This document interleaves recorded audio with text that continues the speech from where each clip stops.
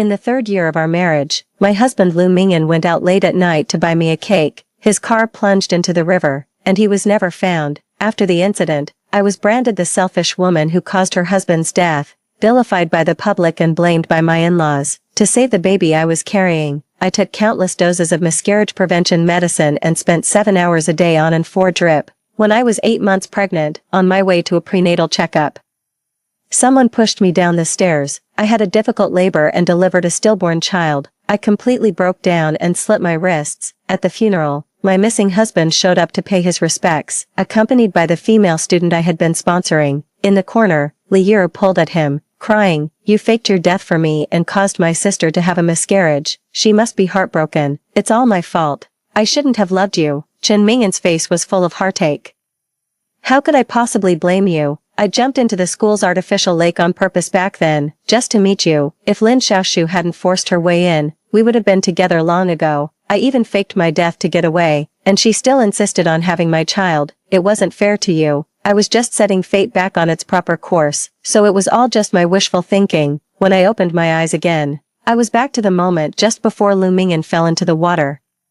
A message from him popped up on my phone. "Xiaoshu, there's a meteor shower in 3 days. Let's go watch it by the lake." 1. Good. My fingers tapped across the screen. Lu Mingyan replied quickly, "Bring Yiru along too. I'll invite a few more friends. The more, the merrier." In my past life, he used the same excuse. Back then, I thought he liked me and was just too shy to be alone with me, which is why he insisted on bringing Liu along. Looking back now, his intentions were never what they seemed. "Alright, let's meet at the school's artificial lake." Send the final message. I closed my eyes in contemplation, replaying the people and events of my past life in my mind. Opening my eyes again, I pulled out my phone and called Liu's parents. I am Liu's sponsor, and they follow my every word without question. Since Lu Mingyan never loved me in the first place, if I could do it all over again, I'd personally bring those star-crossed lovers together. 3 days later, the sun was shining bright in a clear sky. I made a special effort to help Liu get all dressed up. With her delicate makeup, expensive princess dress, and pristine white sneakers, she looked every bit the picture of an innocent, pure-hearted girl. Her eyes glistened with moisture. "Sister Xiaoshu, so you like watching shooting stars too?" Her hand, which had been packing things, suddenly stilled.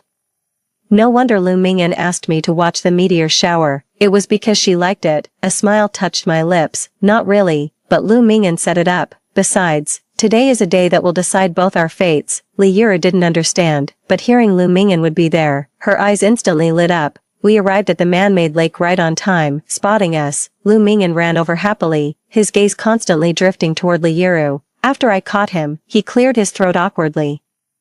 I fixed my gaze on the tent in the distance and walked over, binoculars slung over my shoulder. Seeing me leave, they began to get intimate as if no one else was around. The handsome young men and beautiful women frolicked freely, creating a vibrant and picturesque scene. I thought of the deep affection I had wasted in my past life. My heart ached suddenly. Without warning, the sky gradually darkened, the pale streetlights flickered on, and the crowd slowly gathered on the small hillside and by the lake. Before long, there was a sudden splash, followed by Liu's loud, wailing cries. Just like in the previous life, Lu Mingyan fell into the water. This time, however, I felt nothing. Liu was slumped by the lake's edge, her makeup streaked with tears. I ran over, pushed Liu's shoulder, and urged her, "Yiru, what are you waiting for? Go save him, now." But I. She hesitated, clutching the hem of her skirt.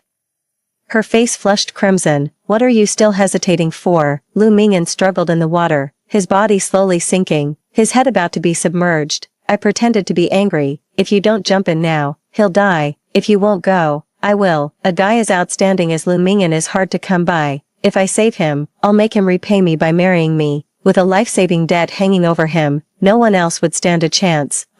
Before the words could even leave my mouth, Liu plunged into the lake without a second thought, swimming desperately to reach Lu Mingyan and catch his sinking body. I stood on the shore, watching coldly from the sidelines. This time, just as Lu Mingyan wished, fate was about to return to its proper course. 2. In my past life, I had risked everything to save him. It gave me a high fever and a lung infection. I nearly died on the operating table. After I barely pulled through, Lu Mingyan proposed to me. After we married, I used my family's connections to pave the way for his career, helping him rise swiftly to the top. I gave him my genuine heart and everything I had. He doted on me and turned a blind eye to any temptation from the outside world. After Lu Mingyan went missing in the car accident, I fell into a deep depression. Netizens called me a drama queen, saying I was the one who drove my husband out in the middle of the night to buy a cake and got him killed with my neediness. His parents hated me too, pouring all their grief over losing a son in their old age onto me, relentlessly mocking and tormenting me. Consumed by guilt and self-blame, I took on everything without complaint, devoting myself to caring for his parents. Even after I died by suicide following a difficult childbirth,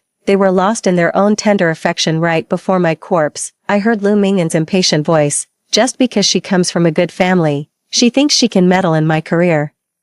Every second spent living with her felt suffocating. That's when I finally learned the truth. It turns out my saving him was a pointless gesture. My pouring my heart into his work was seen as meddling. My getting those progesterone shots, covering my belly in needle marks, was taken for ingratitude. To Lu Mingyan, my death would clear the way for him and Liuru to be together. His life could finally get back on the right track. I was the one who didn't belong, so in this new life, I won't be a part of his world anymore, not even in the slightest. 3. My thoughts return. Lu Mingyan pulled Liuru, both of them dripping wet, as they clambered out of the water. He was soaked through and looked rather disheveled. Liuru didn't look much better either. Her makeup had run, and her dress clung tightly to her, revealing the curves of her figure. I made a point of standing well away. Lu Mingyan's face darkened, and he looked at me with a strange expression. He opened his mouth, but before a single word could escape his throat, he was cut off by a middle-aged woman's voice. A coarse, tough-looking woman ran over, grabbed Liuru by the hair, and yanked her up. You shameless girl, you said you were going to school, but you were really out here fooling around with a man. A man with a swarthy complexion followed close behind.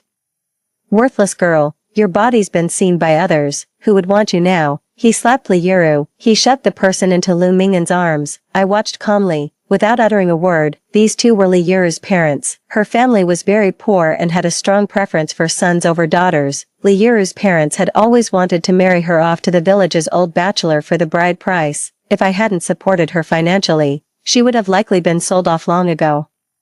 Now that these two have heard from me that Lu Mingyan is a good catch, they're not about to let go. Liuru was stunned by the blow. She covered her face and wept, looking utterly pitiful. Lu Mingyan was clearly stunned. He turned to me for help. Xiaoshu, come here. I took a step back and met his gaze calmly. Lu Mingyan, I thought you liked Liuru. His eyes widened in disbelief. My words instantly ignited the fury of Liuru's parents. Her mother seized the opportunity, pointing at Lu Mingyan. Our daughter is still a pure, untouched maiden. Now that you've seen her and touched her body, you have to take full responsibility for her. Besides, she choked on water while saving you. Who knows if there will be any lasting effects. Anyway, you're both adults now. You absolutely must take responsibility. Her father grinned, revealing a mouthful of yellowed teeth, his expression greedy. I won't ask for much. Just $1 million for the bride price. What?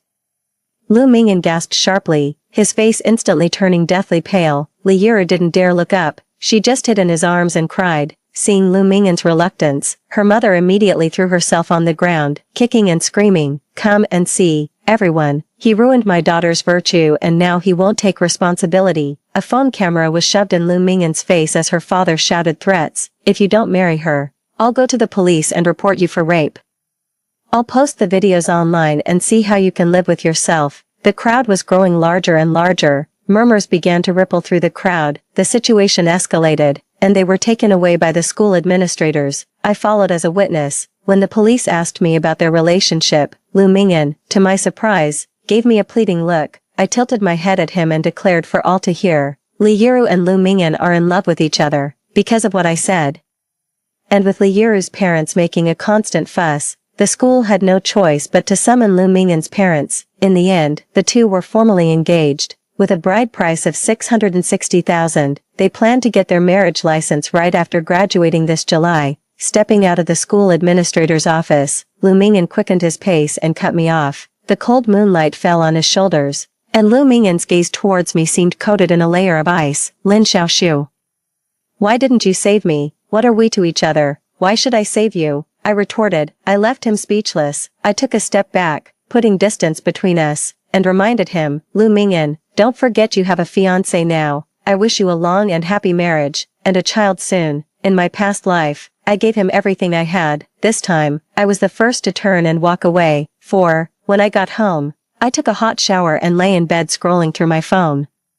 Liuru posted on her social media with the caption, "A dream come true." In the picture, she was nestled in Lu Mingyan's arms, her face flushed. I gave it a like and put my phone down. A memory from my past life surfaced, the match my parents tried to set up for me. I heard he was the heir to the Chen family fortune. Back then, my heart and mind were completely occupied by Lu Mingyan. I wanted no part of a marriage of convenience. But now, I took the initiative to tell my parents that I was willing to go on a blind date. They were delighted and arranged for us to meet at the cafe downstairs from my office the day after tomorrow. I had long heard that Chen Tingchuan was handsome with a cool demeanor, but the moment I saw him, I still held my breath. The man had deep-set eyes, wore gold-rimmed glasses, and was dressed in a perfectly tailored suit, exuding an aura that kept others at a distance. I licked my lips and walked over hesitantly. "Mr. Chen." He looked up, his dark eyes fixed on me, and offered a slight smile. "Please have a seat, Miss Lin." Chen Tingchuan pulled out the chair for me like a gentleman. For over an hour, we had a delightful conversation. I didn't even notice my phone screen flashing incessantly. After it was over, he offered to walk me home, and I didn't have the heart to refuse. As I reached the doorway, a familiar figure suddenly came into view. Lu Mingyan's face was a mask of suppressed fury as he demanded, "Lin Xiaoshu, have you forgotten what day it is?" "Oh, right, now I remember. It was the day Lu Mingyan went for an interview at my family's company. Back then, I pulled strings left and right, convincing all the major shareholders to make an exception and let Lu Mingyan into Mingqing even before he graduated. When he found out, he was so furious he smashed a cup. I have the skills, I don't need to use backdoor connections. But now, without my help, his interview must have gone terribly. What's with that look? Lin Xiaoshu, you did this on purpose." Lu Mingyan's facial muscles were twitching. "I called you so many times, and you didn't pick up a single one. You just wanted to embarrass me, to make me lose face." I wasn't about to indulge his tantrum. "Lu Mingyan, what the hell are you barking about?" I stared at his heaving chest and sneered, "It's survival of the fittest. If you're too incompetent and unskilled to land a job, you've got no one to blame but yourself." "Who says?" I clearly. Lu Mingyan suddenly fell silent. It was noon, and there were many people coming and going downstairs. The three of us stood in the middle of the road, a conspicuous sight. He glanced around and deliberately raised his voice. "Mingqing is supposed to be a major company that promotes talent. Is this how your family treats its people? You're maliciously blacklisting me to filter me out." Lu Mingyan blurted out. "You're doing this because you saw me with Yuru, aren't you? This is deliberate revenge." I was left speechless and almost laughed. Before I could retort, Chen Tingchuan spoke first. "Are you some kind of talent, self-proclaimed? Furthermore, Miss Lin is currently in contact with me."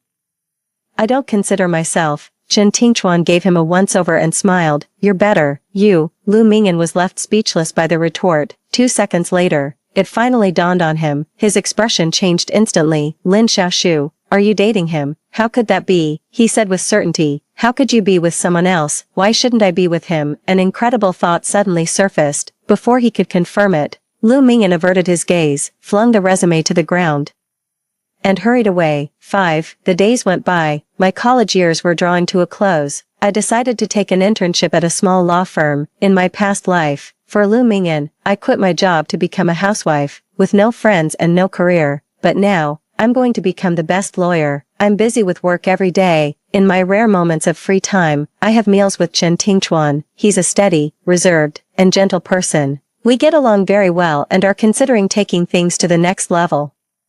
After work that day, I had just gotten back to my dorm when Liuru barged in and slammed a few bank transfer slips on the table. "How dare you cut off the funding?" In my past life, I treated Liuru like my own sister. I funded her education and helped her find a job. But in the end, she ended up hooking up with Lu Mingyan. Since I've been given a second chance, I won't waste a single penny on her again. Flipping through the documents without looking up, I said, "You're 18 now.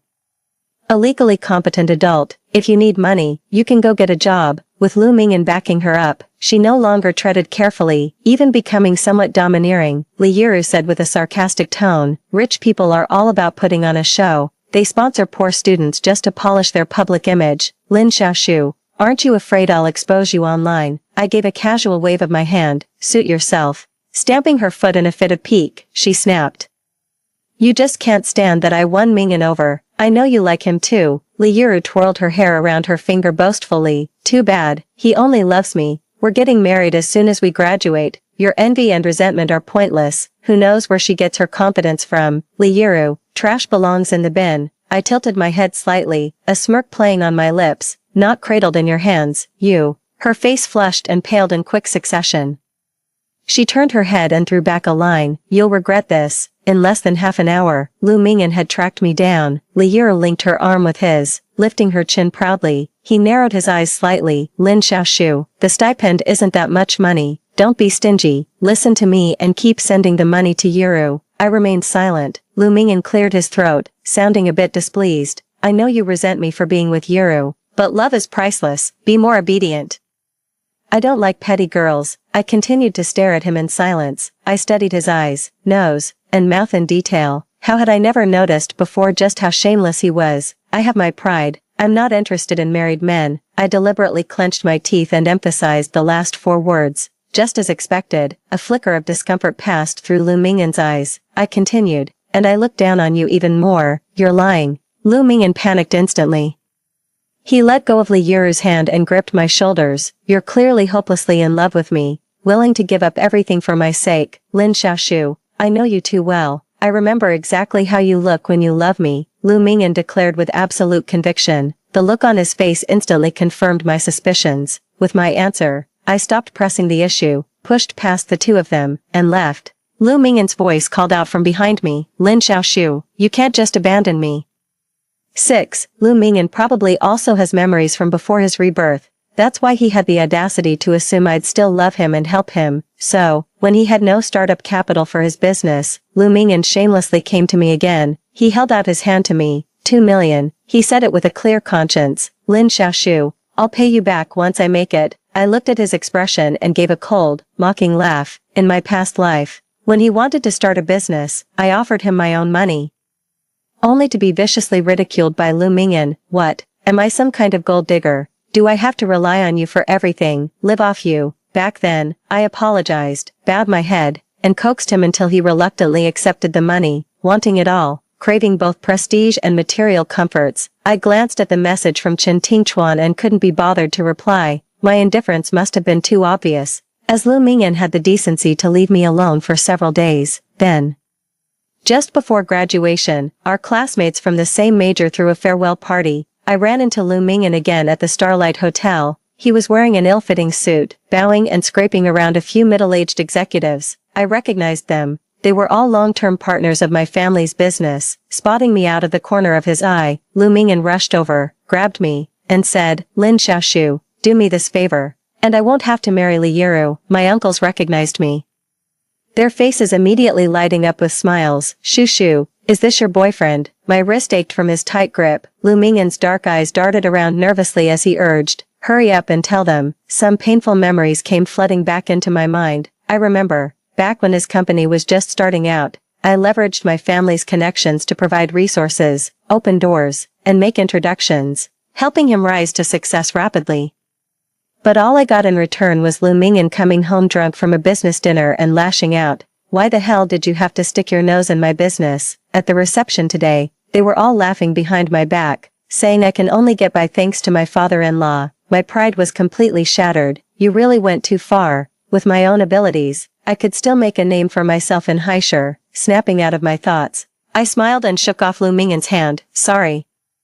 I don't really know him well, uncles. I'm currently dating Ting Chuan. We'll invite you to the wedding celebration once we're married. With just a few words, she clearly distanced herself from Lu Mingyan. He froze on the spot, his expression flickering between light and shadow. Everyone in the business world is sharp, sensing the awkward atmosphere. They all started making excuses to bow out. Lin Xiaoshu, you've let me down terribly. Lu Mingyan looked at me with anguish. By acting this way, you're only pushing me further away. I actually had feelings for you. Even now, he still has the laughable notion that I can't live without him. To shatter his hypocritical facade, I scrolled through Li Yuru's social media posts one by one, pausing on a picture of condoms scattered all over the floor. You sleep with her in bed every night, and now you claim to have feelings for me. Lu Mingyan, you're filthy, both in body and soul. You worthless scum. Are you even worthy of me? My words slowly stoked his anger. Lu Mingyan's chest heaved violently. Just as he lunged forward, Chen Tingchuan stepped in front of me, shielding me. He seized Lu Mingyan's wrist,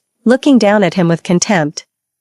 I wouldn't mind breaking one of your arms. He increased the pressure, and the bones began to creak. Lu Mingyan was in agony, his face deathly pale and drenched in cold sweat. As the crowd of onlookers in the hotel lobby grew, I didn't want to make a scene. I took Chen Tingchuan's hand and said, Lu Mingyan, you're on your own now. He was crouched on the ground, hunched over with bloodshot eyes. I watched the two figures recede into the distance. It finally dawned on him that I really didn't love him anymore. 7. At the end of July, I graduated from university and, as I'd hoped, started working at the law firm I admired. With my career on solid ground, my parents wanted me to settle down soon, and Chen Tingchuan seemed like a good prospect. After some discussion between the two families, they decided to get the marriage certificate first and hold the wedding ceremony later. On the day we went to the Civil Affairs Bureau, I unexpectedly ran into Lu Mingyan. Li Yiru was trailing demurely behind him, her belly slightly rounded. Lu Mingyan's face was expressionless, but when he saw me, his composure faltered. I deliberately ignored them, but Li Yiru approached me with an air of familiarity. Sister Xiaoshu, thank you for stepping aside and letting me have Mingyan. She flashed the ring on her finger as if to show off, sighed, and feigned pity. I married for love, and I'm even expecting a child. Meanwhile, you, sister, are stuck with a marriage of convenience. I smiled faintly, resorting to a pregnancy to force a marriage. Is your love really that insecure? The rumor has been swirling in our social circle for ages. Lu Mingyan suddenly called off the engagement for some unknown reason, and he didn't even ask for the betrothal gifts back. In the end, it was only when Li Yiru threatened him with the child that he finally backed down. Shushu, if you're willing, I could marry you. Lu Mingyan looked at me uneasily. I'm sorry, I'm already married. I produced the marriage certificate, and the sight of my name alongside Chen Tingchuan's on it was a dagger to Lu Mingyan's heart. His composure shattered completely, his lips trembling uncontrollably. Shushu, you promised you would love me forever, Lu Mingyan muttered under his breath, his voice carrying the memories of a past life as it crashed into my ears. How could you lie to me, as if I were the one who had betrayed him? Yet, from beginning to end, he was the one in the wrong. He was the one who treated my kindness as an unwelcome burden. Now, I stand by and watch, letting his fate return to its proper course. But Lu Mingyan was having none of it. Stop pretending. Taking a deep breath, I stared fixedly into his crimson eyes. You know this isn't the same as our past life. Chen Tingchuan turned his head, giving me a strange look, but said nothing. Lu Mingyan, no one is going to wait around for you forever. Since you made your choice, you have to face the consequences. After all, didn't you always think my kindness was unnecessary, even an insult to your dignity? 8. I returned to the luxury penthouse in the city center with Chen Tingchuan. Even though it was my first time there, the decor was exactly to my taste. He had put a lot of thought into it for me. After sitting on the sofa and thinking for a long while, I took the initiative to take Chen Tingchuan's hand and confess to him. Let me tell you a secret. It's strange, but every word is true. As I spoke, Chen Tingchuan's expression was a sight to behold. Finally, I asked him uncertainly, does it bother you? He suddenly laughed, a soft sound that brushed against my heart like a feather. I honestly don't see what I have to be upset about, he said earnestly. You gave him your heart, and he was the one who let you down. Chen Tingchuan gently pinched my cheek, his voice soft. This time, I'll be the one to protect you. Shushu, I will never let you down. It felt like a missing piece of my heart had been filled. Looking at the man before me, I saw sincerity shining in his dark eyes. I opened my arms and hugged him. Yes, I believe you. Chen Tingchuan was not Lu Mingyan. I'm not the same stubborn person I used to be. Our figures, nestled against each other, were reflected in the floor-to-ceiling window. It suddenly struck me that a marriage that began as a business alliance wasn't so bad after all. 9. After we married, I actively tried to conceive. Chen Tingchuan was fully supportive, quitting smoking and drinking, and turning down all non-essential social engagements. After 6 months, I was happily expecting. Tingchuan was incredibly attentive and started working from home. You need to rest properly during pregnancy. I won't feel at ease if I'm not here with you. I was deeply moved. In my past life, I always wanted a child, but Lu Mingyan kept putting it off with various excuses. His habits of smoking, drinking, and staying up late led to extremely poor sperm quality. Later, after he faked his death, I had to rely on daily progesterone shots to keep that pregnancy. Looking back now, getting pregnant doesn't seem so difficult after all. During my 3-month prenatal checkup, Chen Tingchuan accompanied me to the hospital. Stepping out of the elevator, I ran right into Li Yiru. She was holding a child in each arm, and both were wailing. Her face was sallow and etched with exhaustion. When our eyes met, hers darted away. Such a small thing, and it costs this much. You've spoiled her rotten, Lu Mingyan grumbled as he walked over, waving the payment slip. He sounded thoroughly annoyed. She's just being delicate. Some over-the-counter fever medicine would have been fine, but you insisted on coming to the hospital. His words cut off abruptly, the moment Lu Mingyan saw me. His face lit up with delight. Shoo, you.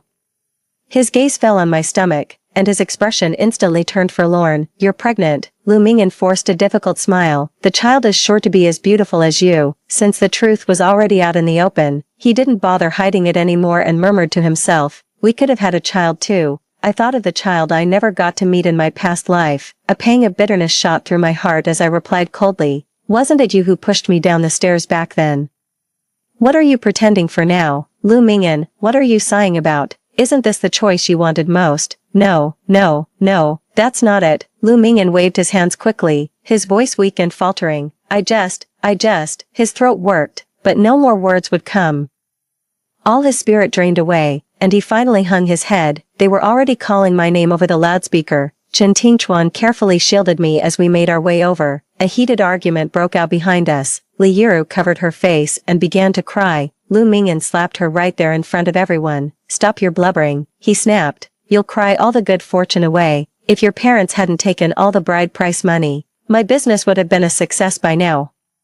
And these two money pits are good for nothing but spending cash. Damn it, a bunch of useless deadweights holding me back. Why don't you all just drop dead? 10. The checkup results showed the baby is perfectly healthy. I'm resting at home for the pregnancy, and sometimes I go for walks around the neighborhood. On this day, Chen Tingchuan went to the office for a meeting. I went downstairs alone, and just as I turned the corner, Lu Mingyan's figure darted out. After a few days apart, he looked even more exhausted than he had in the hospital, his hair disheveled and stubble sprouting on his chin. He was holding a bouquet of roses, his smile strained. Shoo, I've been waiting downstairs for you for 3 days. I finally get to see you. I stared at him coldly. He pouted, looking hurt. Don't look at me like that. It hurts my feelings. Shoo, I failed you in our past life. In this one, I want to make it right. I burst out laughing and asked him, don't forget. You're already married with kids. I can get a divorce. He answered frantically, his arms trembling. I only acknowledge you and your child. Shoo, give me a chance. I don't mind being a stepdad. The nonsense just kept pouring out. I raised my hand and slapped him across the face, his pale cheek swelling instantly. But I'm not willing to get a divorce for you. I threw the rose to the ground and stomped on it. The red petals were crushed into a messy heap.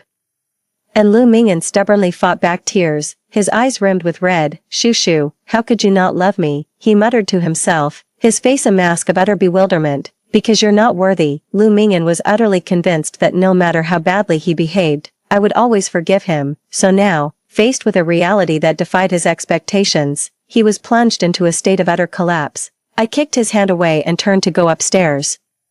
But Lu Mingyan desperately wrapped his arms around my leg. I couldn't break free, and I was terrified of hurting the baby. Thank goodness Chen Tingchuan arrived just in time. The man's tall frame shielded me in his arms. With a meaningful glance from him, several bodyguards behind him seized Lu Mingyan, break one of his hands. Chen Tingchuan's expression was dark and stormy. He covered my eyes and ears, his palms warm. Let's go home. I grabbed the sleeve of his suit.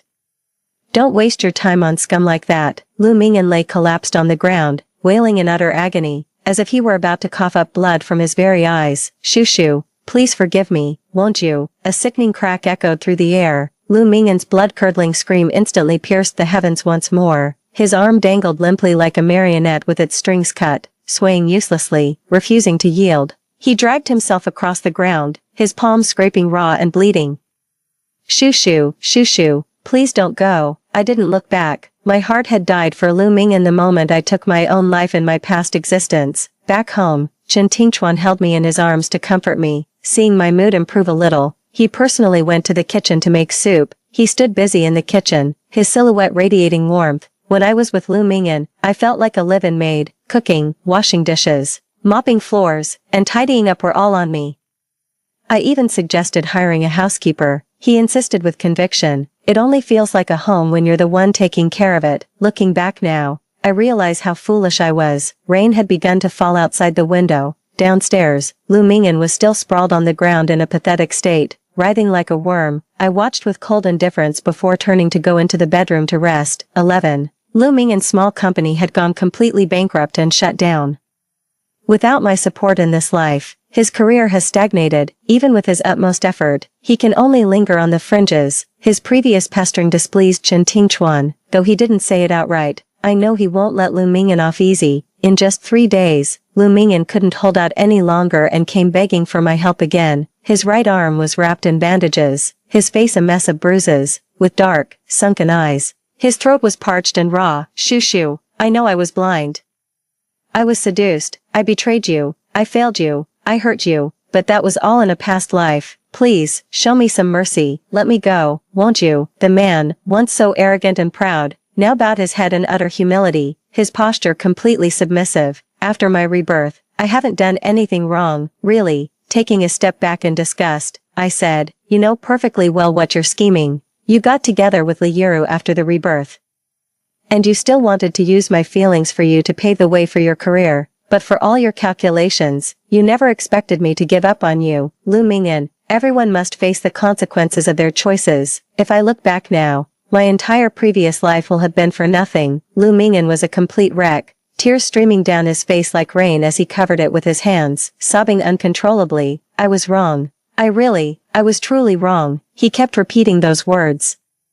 Then, Liuru suddenly appeared. She was dressed in ill-fitting clothes, her hair cut short, her face bearing the marks of hardship. Lu Mingyan, you bastard. She ran over and slapped Lu Mingyan across the face. So you're that desperate to get back with Lin Xiaoshu? Open your eyes and look. She wants nothing to do with you. You scumbag, you bastard. Why don't you just go to hell? No matter how passionately you love each other, without financial stability after marriage, that affection can slowly sour into mutual resentment. Lu Mingyan hadn't anticipated Liuru's sudden appearance. Reacting on instinct, he kicked her to the ground. You bitch, if it weren't for you, I would have married Shushu long ago. I wouldn't have been reduced to selling junk on the street to make a living. You've ruined my life. His pent-up emotions erupted. Lu Mingyan, like a roaring beast, viciously choked Liuru's neck, while her hands clawed at his face, tearing it to shreds.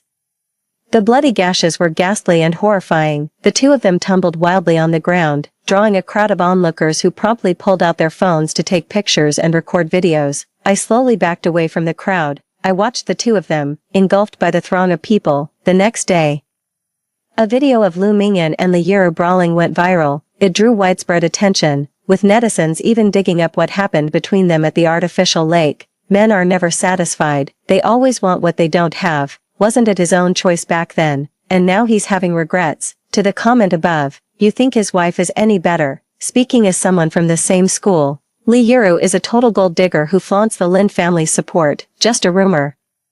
But I heard the kid she had isn't Lu Mingyan's. Haha, apparently it's some old bachelor from her family. 12. After that day, I didn't run into Lu Mingyan again for a long time. At a college reunion, I heard from my old roommate that Lu Mingyan and Liuru were going through a divorce. It's true what they say, poverty and hardship can ruin a marriage. They were so madly in love back then. Lu Mingyan even passed up a catch like you, a rich, beautiful girl, for Liuru.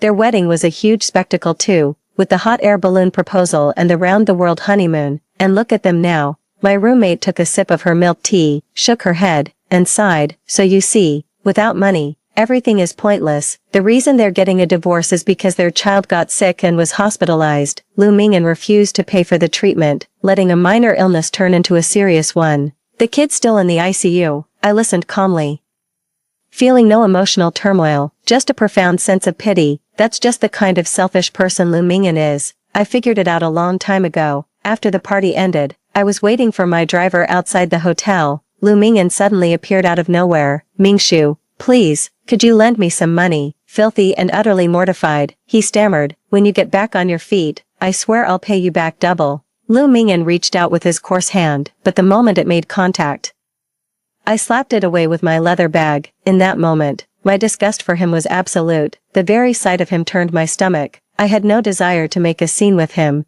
but he just wouldn't let it go. Please, I'm begging you, just give me the money. 10 million, that's all I need. It's not much, really, it's nothing. His crimson eyes gleamed with greed as he knelt on the ground, clutching my leg in a death grip. If you don't give it to me, I'll die right here in front of you, Lin Xiaoshu.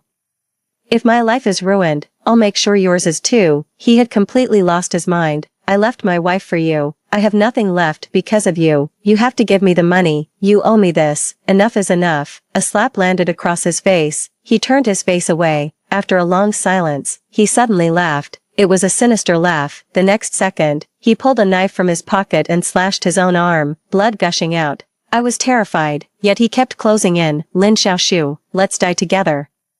Let's go to hell together. Lu Mingyan lunged at me like a madman. At the critical moment, Chen Tingchuan appeared and shielded me. Without a moment's hesitation, he drove his fist into Lu Mingyan's face, shattering his nose and knocking out a tooth. Chen Tingchuan was consumed by rage, but he held it in with brutal force. Call the police. I'll make sure he rots in jail. In the end, Lu Mingyan was taken away, charged with intentional assault. That was the last time I ever saw him. 13. 3 months later, I gave birth to a daughter. She was so tiny and lovely. I named her Joy. Tingchuan, thank you. I held my husband's hand, my eyes brimming with tears of joy. You've given me a home, children, and a beautiful life. Chen Tingchuan smiled gently, giving my cheek a soft pinch. Because you deserve all the good things. Looking into his sincere eyes, it suddenly dawned on me. So this is what it feels like to be loved so passionately. I'm so grateful to have found my soulmate. When my daughter turned 1, I received a letter. It came from prison. Lu Mingyan said he was sick in his cell, that he was dying, and he hoped I would come to see him. I tore the letter to pieces and threw it in the trash. When my daughter was 2, I received another bouquet of flowers. It was sent anonymously. Sunflowers, bright as the sun, came with a note. It was my fault for failing you in this life. The fate I've met is what I deserve. I will atone in hell. And I only hope you can find peace in this world. Peace in this world. With Chen Tingchuan, the world is a place of happy living. I will be well, forever. Story 2. After giving birth, my body shape changed drastically. My husband claimed he didn't mind, yet kept comparing me to my best friend Su Xiang. We're both women. How come you got fat, ugly, and saggy after having a baby? Damn, if I'd married Su Xiang instead, life would have been so much better.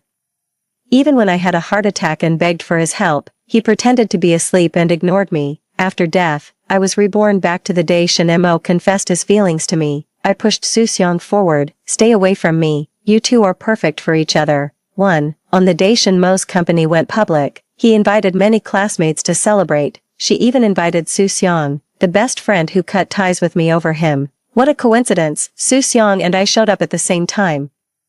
I was wearing a simple, loose-fitting t-shirt. Meanwhile, Su Xiang had flawless makeup and a fitted off-shoulder dress. The black dress clung to her curvaceous figure. She looked even more alluring than before. All eyes turned to Su Xiang, Shen Mo being no exception. After a long pause, Shen Mo strode over and snapped at me with a stern face. About time you showed up, keeping everyone waiting. How shameless can you be? Then he turned with a smirk toward Su Xiang, gesturing like a perfect gentleman.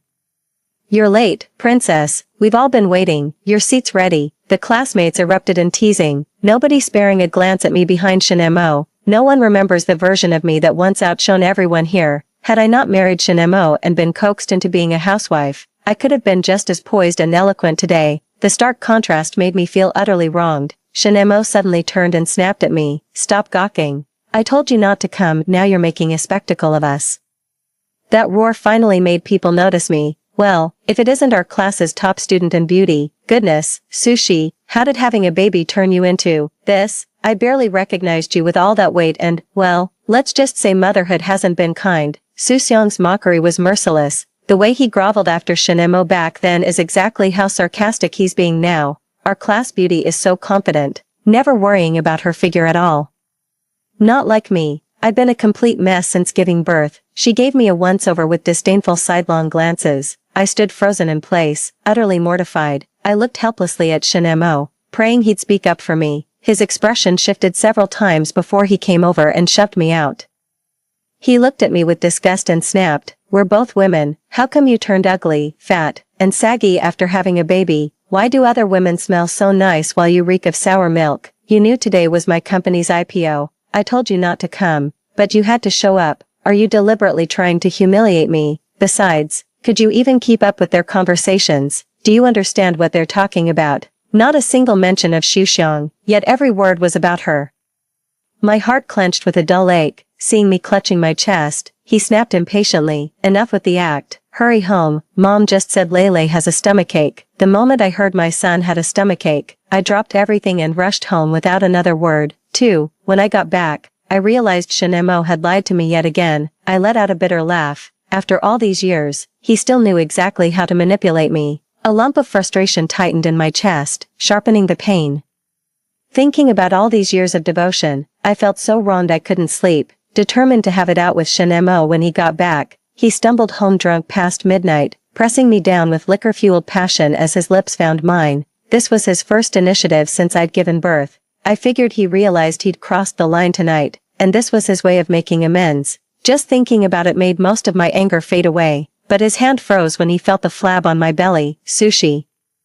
We're both women. How come Su-seong still has a flat stomach after giving birth? She smells so nice. Why do you have this disgusting fishy stench? Look at yourself. You're no better than a pig. We're both women. Why do you have to be so repulsive? He suddenly stiffened with resistance, pushing me away and shifting to the very edge of the bed. My whole body burned with frustrated desire, leaving me utterly miserable. Shinma muttered resentfully under his breath.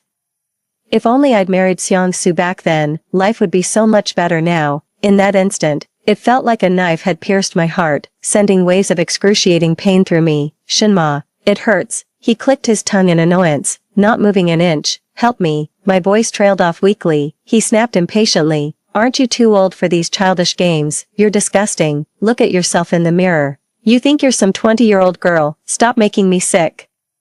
I slowly suffocated to death beside the person I believed loved me most, even as my soul detached and hovered midair. He never once turned to look at me. Perhaps my death was too pathetic. Even heaven took pity and granted me a second chance at life. When I opened my eyes again, Shinemo stood before me with flowers, confessing his love. 3. Sushi, give me one chance. I'll treat you right forever, no matter what happens. I'll never leave you. You'll always be my little princess.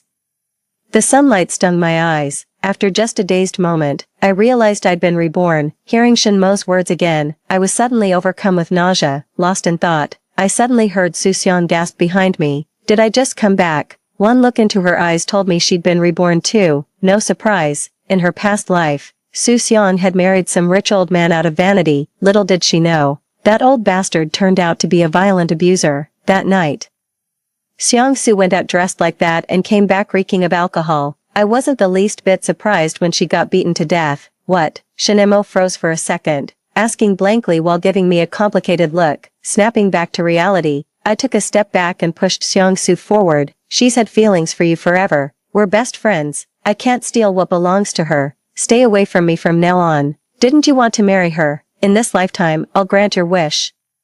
As Seong-soo's longtime best friend, I know all too well about her lazy, gluttonous, and overly ambitious nature, but she's genuinely had feelings for Shinemo for years. In my past life, just because I agreed to be with Shinemo, she completely cut ties with me. She even spread vicious rumors that I'd been someone's kept woman. The gossip spiraled out of control. Over this mess, my family disowned me completely. We never spoke again. Shinemo, who kept swearing his trust in me before marriage, started nitpicking about my lack of family support countless times after we wed. If I get another life, I'll make sure you taste this bitterness too. Why yes, Shinemo, I've liked you for so long. Su-seong suddenly grabbed the flowers and blurted out with flushed courage. Then she whispered in my ear, this time, I won't hold back. If it weren't for you in my past life, I wouldn't have been beaten to death. I caught Shinemo in my peripheral vision, looking utterly bewildered. Well, we'd been dancing around each other for ages before he confessed, just never put it into words. Everyone already treated us like an established couple. No wonder he assumed I'd jump at the chance to say yes. I suddenly called out to Qinglin, who happened to be passing by. Hey Qinglin, let's take graduation photos together tomorrow. Everyone froze in surprise. No one expected the class belle like me would actually ask plain-looking Qinglin for a photo. Qinglin stood there dumbfounded, his face turning crimson before he finally stammered out ashore and bolted away. At this time, Qinglin was just an average-looking student with mediocre grades, practically invisible in class. But the future Qinglin would become someone far beyond everyone's reach. Clearly, Su-seong didn't recognize him, or perhaps she never knew this Qinglin would become the titan dominating the business world. Shinemo, how can someone who flirts around like that be worth your affection? She's only good enough for that socially awkward bookworm who can't even string a sentence together. Hearing this, Shinmo's pride took a direct hit in that moment. He gritted his teeth. Sushi, what exactly are you implying? I bolted out of there in a flash. How boring. I wish you a lifetime of happiness and many children. Back in the dorm, I threw away everything related to Shinmo. None of the gifts he gave me were particularly valuable. Just some postcards and little trinkets like mugs. But in my past life, I guarded them like treasures. Even Xuxiang got upset with me over it. Now, the mere sight of them turns my stomach. Staring at that pile of junk, I stomped on it with vicious satisfaction. Xuxiang happened to witness the scene upon her return. She cut straight to the chase. Sushi, I know you've been reborn too. This time, I won't go easy on you. Have some self-awareness and stay away from Shinmo. Clutching that bouquet, she looked like a rabid dog guarding its meal. I laughed. Don't worry, I'd be thrilled if he disappeared to the ends of the earth. May you two be stuck together forever, never separate, she chuckled. Relax, Shinmo and I will be perfectly happy after we're married. Did you know Shinmo publicly mocked you that night? Calling you a fat, ugly pig. Sushi, let's be honest, it's downright disgusting how much you've let yourself go after having a child. Forget about someone as accomplished as Shinmo. I bet even someone like Qinglin would look down on you. Last time around, you completely humiliated Shinmo. Don't worry, this time I'll make sure everyone envies him. Her eyes sparkled as she spoke, brimming with confidence about the future. She seemed to have forgotten that at this point Shinmo was still that penniless nobody. Little did she know, Shinmo's success in our past life was built on my silent support, countless sleepless nights, endless social drinking, and humiliating favors. I bore them all alone. When the company finally stabilized, I gave birth to our child. Shinmo then claimed he didn't want me overworked, insisting I should just stay home to care for our child. I did hesitate, knowing how vicious and difficult my mother-in-law could be, but Shinmo insisted. Children raised by others won't bond with their parents. Having been raised by my grandmother myself, I truly never developed much affection for my parents. With that single remark, Shinmo played me perfectly. I willingly became a housewife. Snapping back to reality, Xuxiang added, I'd never be as stupid as you. Perfect. In that case, I'll give you a helping hand. I picked up Shinmo's gift and shoved it at her. Go tell Shinmo he's just a charity case student who scavenges for meals. He's not good enough for me. Tell him to stay away. I knew Shinmo had immense pride. These were precisely the things that cut him deepest. With Xuxiang exaggerating the story and sweet-talking him a bit, he'd definitely tried to prove himself by staying with her. That night, after Xuxiang left, I hesitantly said to my roommate with feigned hesitation, well, since we've graduated, there's something I should tell you, but you've got to promise to keep it quiet. This semester, I've seen Xuxiang getting out of that old man's car multiple times. She asked me to go with her to the gynecologist just the other day. Shoo, you mustn't breathe a word of this to anyone. In my past life, Xuxiang spread rumors in the dorm the very night Shinmo confessed to me. The difference is, hers were lies. But everything I'm saying is true. Since college, Xuxiang had been kept by several sugar daddies. It's also true that she sneaked off to a gynecologist recently. If she can fabricate stories, I certainly can tell the truth. The next day during graduation photos, Shinmo showed up holding Xuxiang's hand. My classmates all cast pitying glances my way, yet I kept chasing Qinglin around, snapping photos from different angles. Shinmo shot me a look and said petulantly, Xuxiang and I are getting married right after graduation. We'll treat you all to the wedding banquet. Ah, Xuxiang gasped, then bashfully lowered her head and gave Shinmo a playful tap. You rascal. You caught me completely off guard. The onlookers forced awkward yet polite smiles.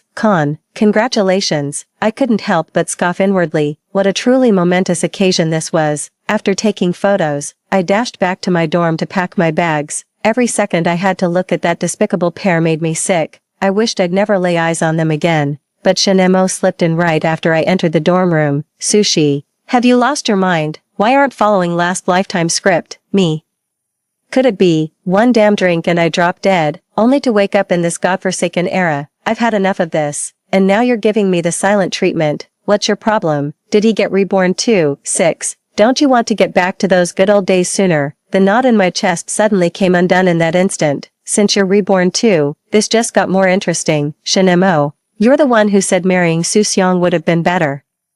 Now I'm making your dream come true this lifetime. What more could you possibly want? You actually believe all that drunken nonsense I said. Come on, guys say stupid shit when they're drunk. Why are you making such a big deal out of it? Are you dense? We made it big together in our past life. If we team up again for this bigger opportunity, we'll be unstoppable. Ha, turns out he's only ever cared about himself. Too scared to take risks.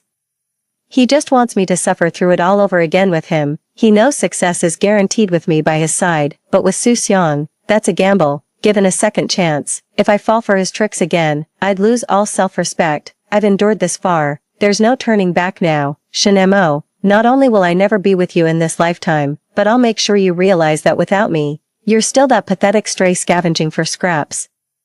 No output as the provided text is empty or contains only a non-printing character. He froze momentarily before snapping. What a joke. Who the hell do you think you are? The only reason I sought you out is because we worked together in our past life. Consider this a favor. You actually think I can't make it without you? Mark my words. I'll be even more successful without you. Just wait and see. Watching Shin-mo kick over the chair and storm out in fury. What future would you have without me?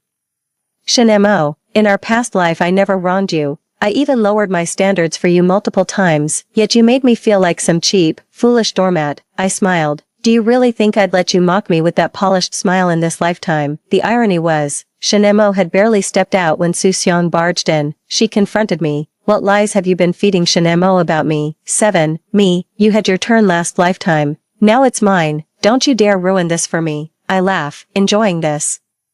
In my past life, I joined Shin-mo's startup right after graduation. To save money, we lived in a basement surviving on nothing but stale instant noodles. I was so worn out during that period I turned sallow and even my period became irregular. Even after we became well off, I remained the one handling all household chores. Because Shin-mo said he wouldn't trust anyone else with our home. On top of dealing with that difficult mother-in-law, I was constantly on the go. After all that backbreaking work. All I get is you've got it easy at home. This lifetime's blessings, they're all yours now. I chuckled. Soo-seong, you're right. It's your turn to live the good life this time around. Let's see how you handle those tough times yourself. I grabbed my luggage and left without hesitation. But there stood Qinglin at the foot of the stairs, rubbing his hands nervously as if mustering all his courage. He stammered, Sushi, I've started a studio, would you? I'll help you, I said, in his past life. Qinglin started a studio before even graduating. It became a running joke among his classmates for a while. Nobody took the ordinary Qinglin seriously. They all mocked him for being delusional. This time around, even if he doesn't come looking for me, I'll go find him myself. I want to work alongside like-minded people. This time, I'm going to be the queen of my own destiny. Though Qinglin speaks little, he handles every task with meticulous care and near-perfect execution. On the day I officially joined Qinglin's studio, Shin-mo and Soo-seong got married. The two even made a special trip to my studio just to deliver their wedding invitation. Shin-mo wrapped an arm around Soo-seong, scanned my shabby workspace, and mocked.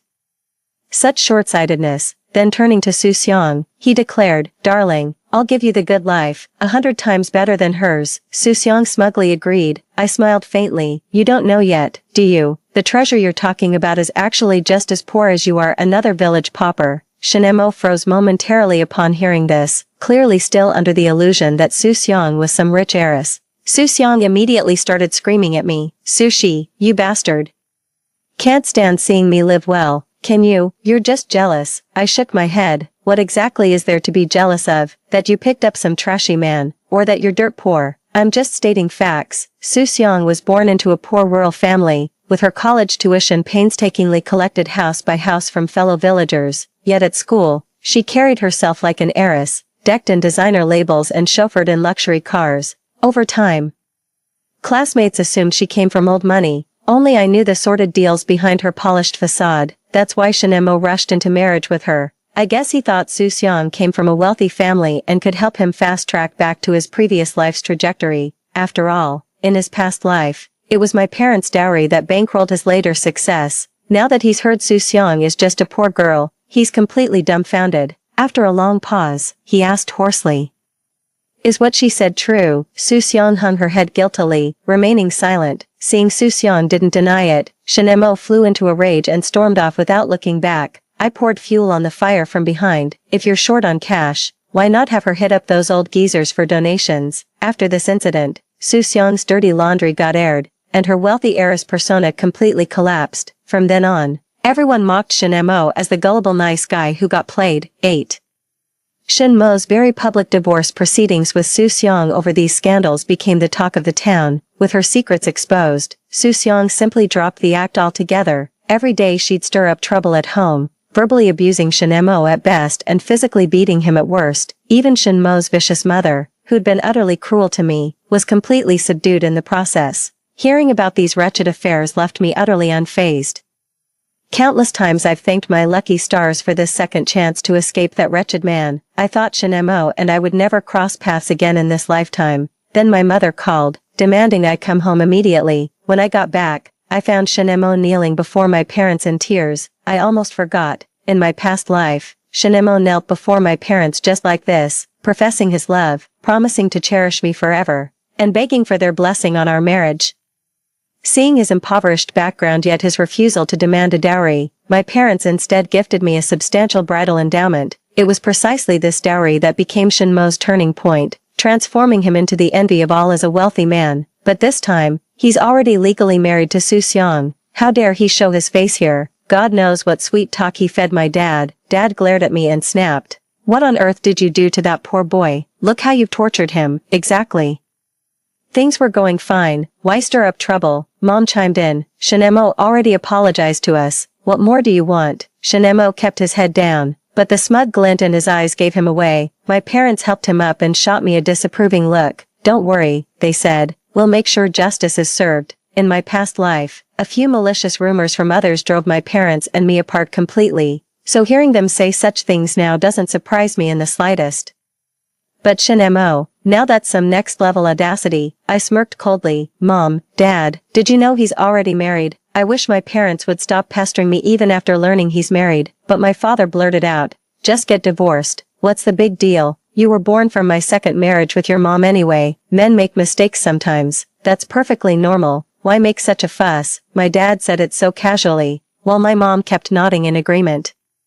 Nobody cares whether my marriage is happy or not. I ended up secretly messaging Su Xiong, let the villains deal with each other. I turned to leave, but Shin Mo stopped me. If Su Xiong weren't a fraud, I wouldn't be begging you like this. Have you forgotten? We need that money from your parents to get started. You've had your tantrum. Could you at least consider my feelings? Don't you miss living that comfortable, carefree life of luxury like in your past life? I listened quietly. The more he spoke, the more absurd it became. Comfortable, carefree, luxury, the audacity of this man. Shin Mo, you're the one who's always comfortable and carefree, the one who gets to shine. Look me in the eye and tell me, have I ever had a single moment of peace with you? I spoke with deliberate pauses. Don't forget how you used to call me an embarrassment. Did you really think I'd still chase after you? He froze, momentarily speechless. My parents exchanged confused glances. What are you two talking about? The moment the words were spoken, Su Xiong stormed in furiously. Shin Mo, what the hell do you mean? Think you can just dump me because I'm broke? Dream on. She lunged forward, grabbing Shin Mo by the collar and slapping him twice. We're married. What's your game coming to see this bitch? 9. Hearing this, I slapped her back. Keep your damn fight to yourselves. Mention me again and I'll rip your mouth open. Enraged by the beating, Xiang Su vented her fury on Shin Mo, slapping him repeatedly across the face. Provoked beyond endurance, Shin Mo shoved Xiang Su to the ground and hurled a rock at her. Chaos erupted instantly. Feathers flew. Howls pierced the air. My parents recoiled in horror at the unfolding spectacle. I blurted out, how could you people even consider throwing your daughter into this living hell? They fell silent, hanging their heads in shame. After that scene, my parents never contacted me again. I threw myself wholeheartedly into the studio work. Chin Lin handled the technical side while I brought in clients. Our teamwork kept improving, and the business kept growing. Meanwhile, Shin Mo remained stagnant, still convinced his life would magically improve after 2 years of waiting. For our first post-graduation reunion, I put considerable effort into my appearance. That evening, I arrived fashionably late. Before I even stepped into the private room, I heard Shin Mo's voice. Don't even mention her. That shrew makes me sick just looking at her now. If she hadn't tricked me with her tears and pleas to be together, I'd never have ended up with her. Once I'm divorced, I'm going back to Sushi. She's my true soulmate. Just being with her turns me into an instant CEO. Cigarette dangling from his lips, he spoke with cocky certainty. His classmates stared at him like he'd lost his mind. Undeterred, he poured himself a drink, piece of cake, I'll treat you all to Paris when it happens." His remark sparked waves of laughter. Just as I was about to step in, a figure rushed toward me, bringing with it a foul odor. It wasn't until I heard the voice that I recognized it was Su Xiang. After some time apart, she'd completely changed. Gone was her former refinement, replaced by an unkempt appearance. That foul stench was coming from her greasy hair. Shen Mo bolted upright the moment he recognized her. "You," Su Xiang lunged at him, raining blows while screaming, "We can't even afford food, and you stole my money to party. I must have been cursed in 8 lifetimes to marry such a worthless loser. Is eating, sleeping, gambling and bragging all you're good for? Even the family dog's more useful than you." Shen Mo dodged wildly while covering his head, his practiced evasive maneuvers showing clear signs of frequent beatings from Su Xiang. The classmates in the private room instinctively backed away, munching melon seeds as they enjoyed the spectacle. Not a single soul stepped in to intervene. Just when the two-person drama couldn't get more intense, Shen Mo's mother came storming in. Seeing her son being chased and beaten, she jumped into the fray and started pulling at Su Xiang.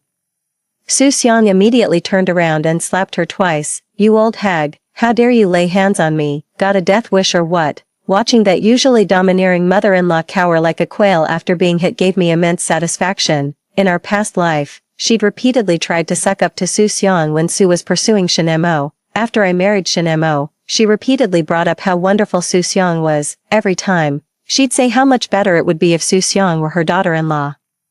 If only Shen Mo had married Su Xiang, she'd be living the good life. Fine then, this lifetime, let her enjoy that good fortune to her heart's content. The farce ended with all 3 participants bloodied, exhausted from their brawl. Su Xiang and Mother Shen collapsed to the floor wailing, while Shen Mo dragged them out by their collars. At the doorway, his eyes finally fell upon me leaning against the frame. There I stood, clad in a form-fitting black dress that accentuated every curve. My delicate features perfectly composed. He froze for a split second before lowering his head and attempting to leave. I beckoned the manager over, declaring, "I won't be covering this gentleman's drinks or the damages." Just so we're clear, the manager, understanding the situation, intercepted Shen Mo to demand payment, under the watchful eyes of the crowd. The 3 of them couldn't scrape together even $1,000 between them.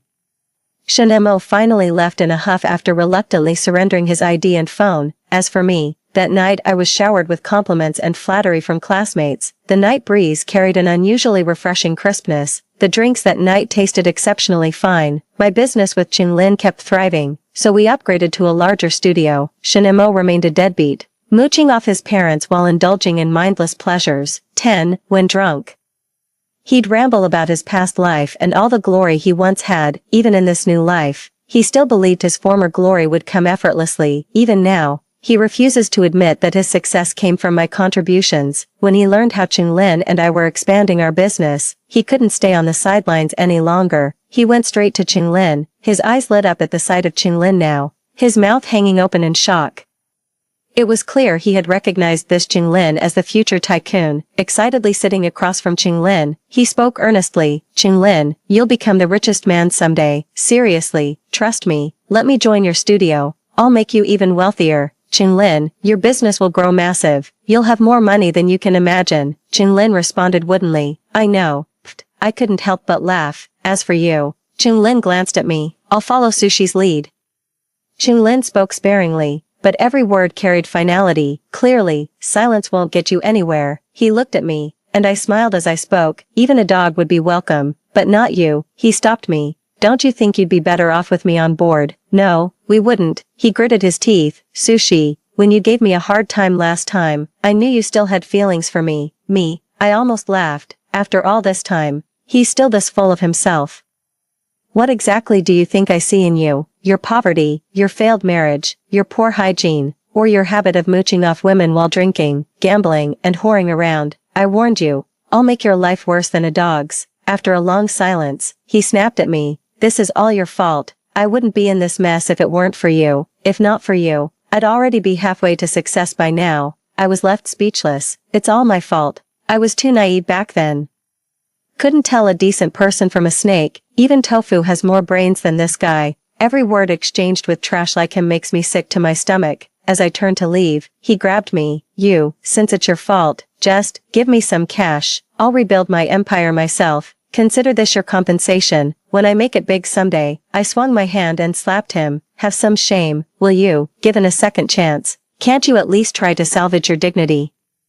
Qinglin sensed the tension and stepped between us, shouting at Shen Mo, get lost. Faced with the taller Qinglin, Shen Mo still chickened out. He shouted over his shoulder while running, just you wait, 2 years, only 2, you'll regret ever looking down on me. Qinglin remarked casually, it's been a while since I've heard someone brag with such artistic flair. Then he turned back and added, don't sweat it, just focus on being your best. Karma'll handle the rest. In the blink of an eye, 2 years had passed since graduation. Qinglin and I have established branch offices over the past 2 years. 11. I handle external affairs while Qinglin manages internal operations. Everyone knows me as President Su, yet few recognize President Qing, though Qinglin seems perfectly content with this arrangement. The only time people witnessed President Cheng's commanding presence was because of Su Xiang, that day. Su Xiang barged into our company lobby clutching a child, making a scene like a shrew and demanding to see me. With no way to avoid her, I finally stepped out. The disheveled, filthy woman before me was nearly unrecognizable as Su Xiang. The moment she spotted me, she lunged forward, accusing me of ruining her life. Sushi, is this your doing? You're the reason my life's turned out like this. You knew exactly what kind of scum Shen Mo was. Why'd you push me into this hellhole? This is all your fault, every bit of it. You ruined me. Still screaming curses, she flung the child to the ground before collapsing into a wailing heap herself. From her fragmented curses, I pieced together the story of her life these past 2 years. Shen Mo was a lazy glutton who squandered money on vices, even betraying her countless times for cash. She'd had a child, believing enduring 2 years would bring unimaginable wealth. Instead, her mother-in-law fell gravely ill, and Shen Mo fled, leaving them drowning in debt.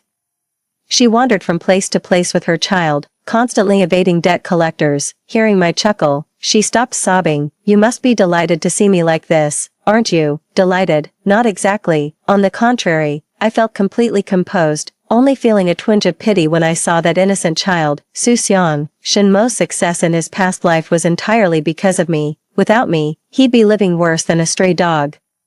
And you, did you really think clinging to Shen Mo would bring you wealth? How pathetic is that? How dare 2 worthless losers like you ever mock me? She looked up and muttered to herself, why is fate so unfair? We were both reborn, yet only you succeeded. Because my eyes can gaze tenderly at suffering yet pierce through worldly glamour. These hands can cook delicacies or steer a ship through storms. Because I walk with dignity, cherish life, and cut off toxic people.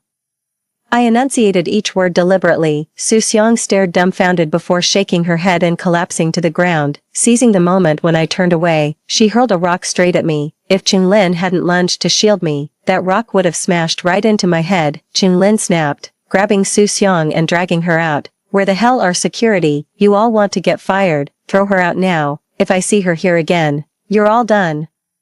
And if anything happens to Miss Su in this company, I'll make you regret it. What are you standing around for? Get moving. Need me to show you how to do your damn jobs? That was the most Qinglin had ever spoken at once, and the angriest he'd ever been. Everyone froze for several seconds before snapping out of it. Watching Su Xiang being dragged away, I waved my hand to stop them. I walked up to her, looking down with a chuckle. You've got some nerve, daring to have kids in this situation.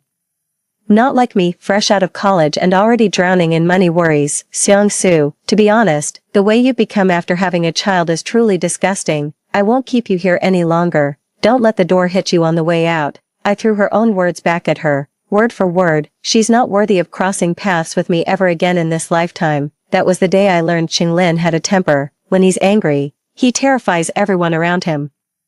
But that fiery temper of his was never directed at me. At work, no matter how much I argued or made a scene, he'd just chuckle and say, whatever you say. I used to tease him that he'd lose face acting like this in public. That roar of anger finally made people notice me. Seeing him, a sudden thought crossed my mind. The right person will bring out the child in you. The wrong person will drive you mad. That's exactly what happened between Su Xiang and me. Extra, a decade later.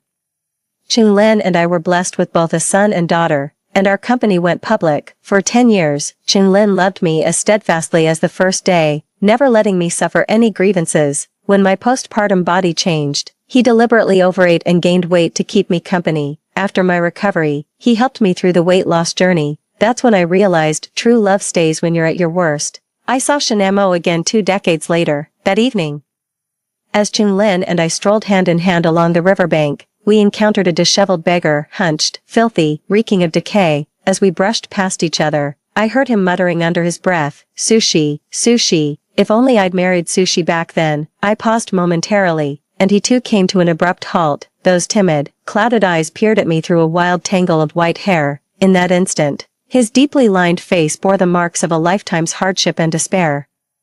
His frail body trembling as his unsteady gait grew more pronounced, the despair in his eyes plunged into the abyss. As if I'd seen something utterly revolting, I covered my nose and dragged Chun-Lin away in haste. When we were at a distance, I heard a furious roar, "Sushi, if I'd married you back then, damn how good life would be now." Story 2. I was abducted since I was a child and endured severe beatings and torture. Later, I was lucky enough to be rescued and married a handsome but poor husband. Even more fortunately, when I was 7 months pregnant, my biological parents found me. It's just a pity that I died together with the fetus in my womb on the way home to recognize my relatives. That night, several private planes arrived in the port late at night, shocking both sides of the Shanjiang River. No one knew that the man who stepped down the gangway full of murderous intent, he was Qin Jiuchuan, a big shot in the Hong Kong circle who had retired for many years, and also, the man I had been married to for 3 years. He was still wearing the cheap shirt I bought for him, but I, who had personally fastened the buttons of his shirt every day, would never come back. When I was pushed into that pit which was more than 2 meters deep,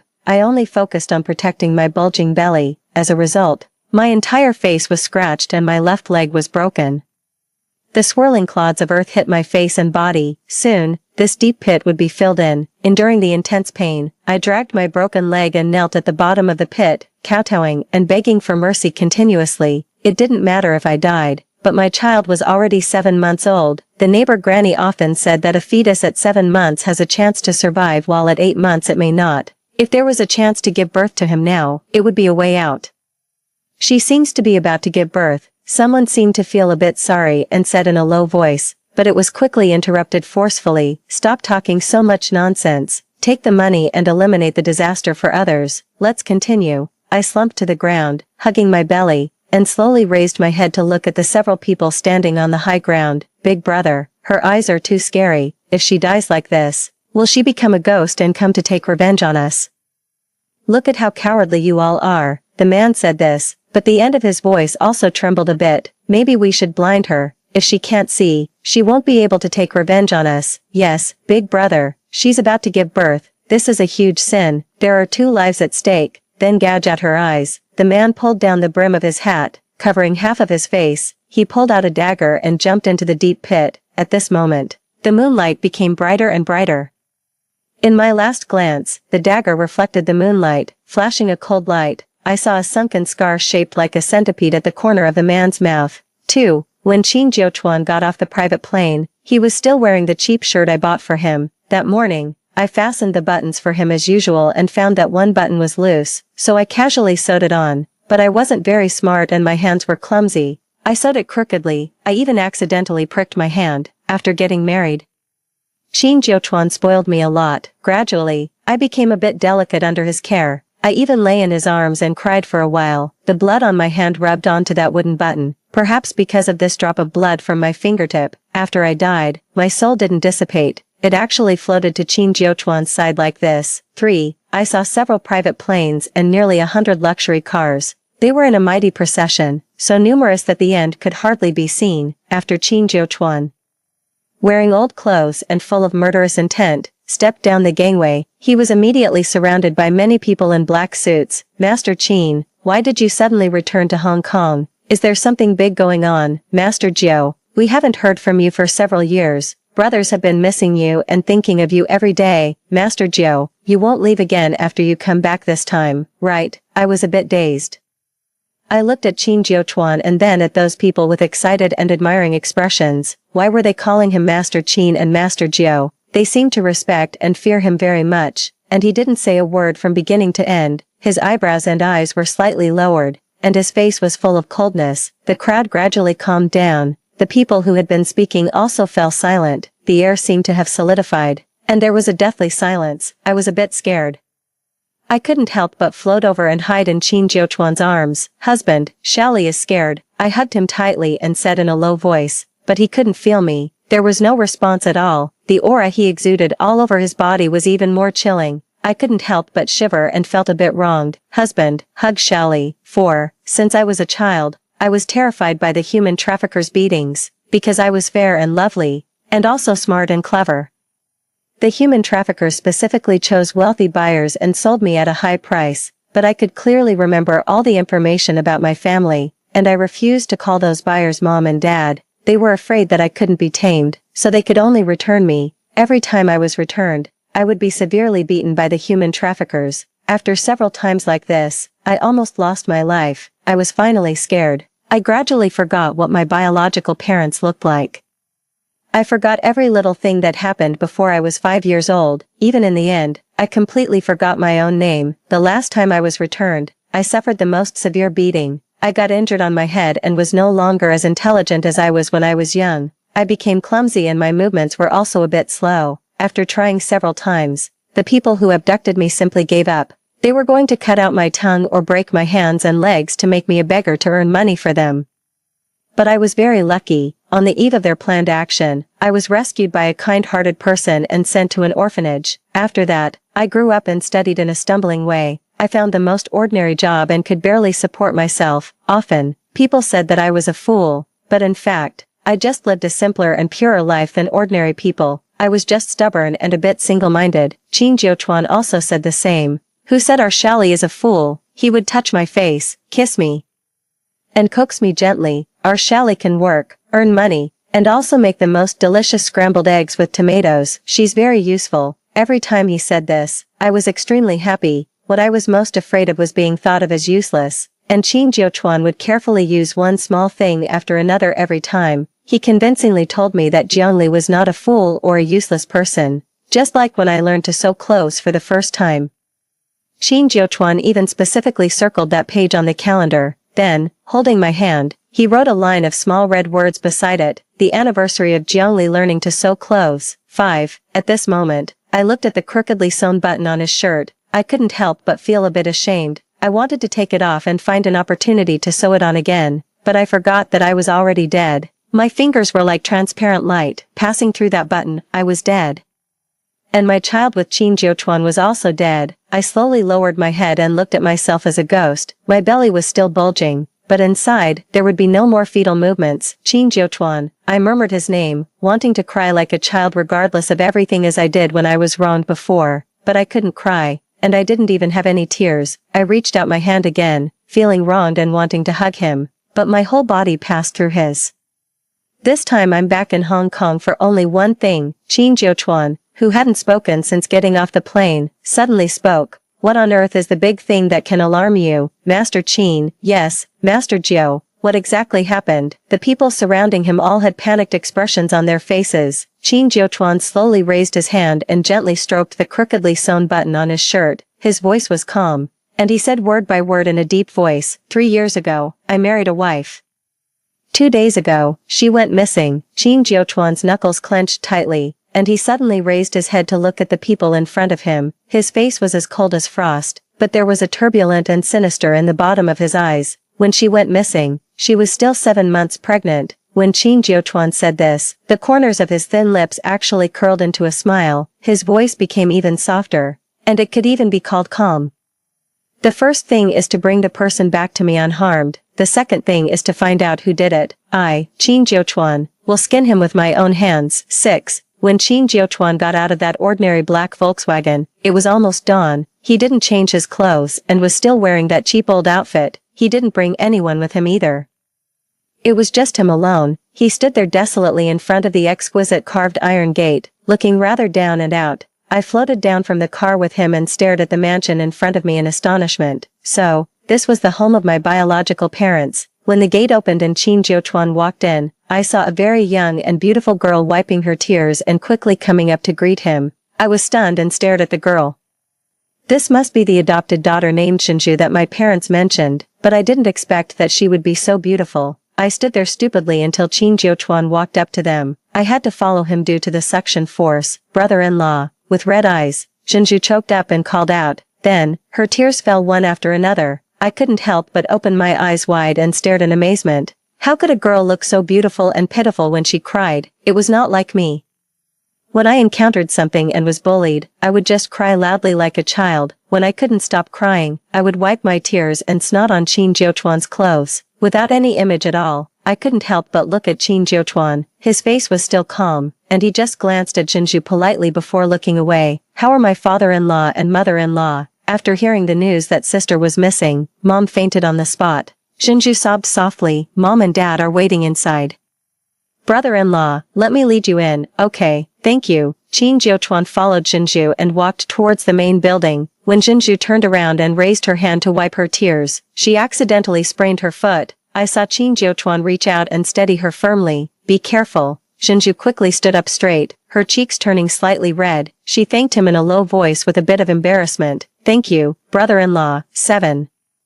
Qin Jiuchuan raised his hand to signal her to lead the way. After walking a few steps and bypassing a flower tree, I couldn't see his figure anymore, but I didn't want to follow anymore. I was also a bit annoyed. Why, even as a ghost, I was still so narrow-minded and easily angered, but it was useless for me to be petty now. Qin Jiuchuan couldn't see me, couldn't feel me, and of course wouldn't coax me, and my soul couldn't be too far away from Qin Jiuchuan either. I followed them into the main building with a sullen expression. After Qin Jiuchuan sat down, I tried to stay as far away from him as possible and squatted gloomily beside a vase, starting to bite my nails. In fact, I didn't have a deep obsession with my biological parents. First, because it had been too long and I had really forgotten a lot. Moreover, after my head was injured, I had very simple thoughts and was very stubborn. Second, because in my subconscious, I seemed to think that my parents probably wouldn't want a foolish daughter. After all, their adopted daughter was so beautiful and likable. 8. Jiuchuan, has our precious daughter suffered a lot all these years? My mother tremblingly grasped Qin Jiuchuan's hand. Her head was full of white hair, and her eyes were red and swollen from crying. She looked at Qin Jiuchuan earnestly, and her tears rolled down. This child won't say anything no matter what I ask. She just says that she's living well and that you treat her well, but I know in my heart that since she was abducted when she was a child, how could she not have suffered? Her father and I have been thinking of her and missing her. After 20 years, we finally managed to look forward to her coming home. Why did she go missing when everything was fine? She's still pregnant with a baby. I don't know where she is these 2 days, whether she can eat enough or sleep well.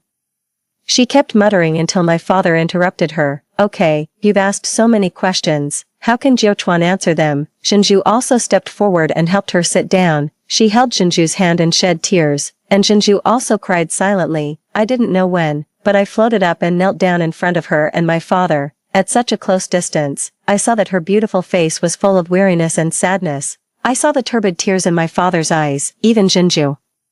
Her grief was so genuine. Mom, Dad, seeing my biological parents in person was completely different from talking to them over a long telephone line. That connection of blood relationship was instantly awakened. I wanted to hug them and comfort them so much, but I couldn't anymore. Mom, Dad, I've already sent people to look for Shally. I believe there will be news soon. Moreover, Shally is kind by nature and has never made enemies with anyone. She will definitely be fine.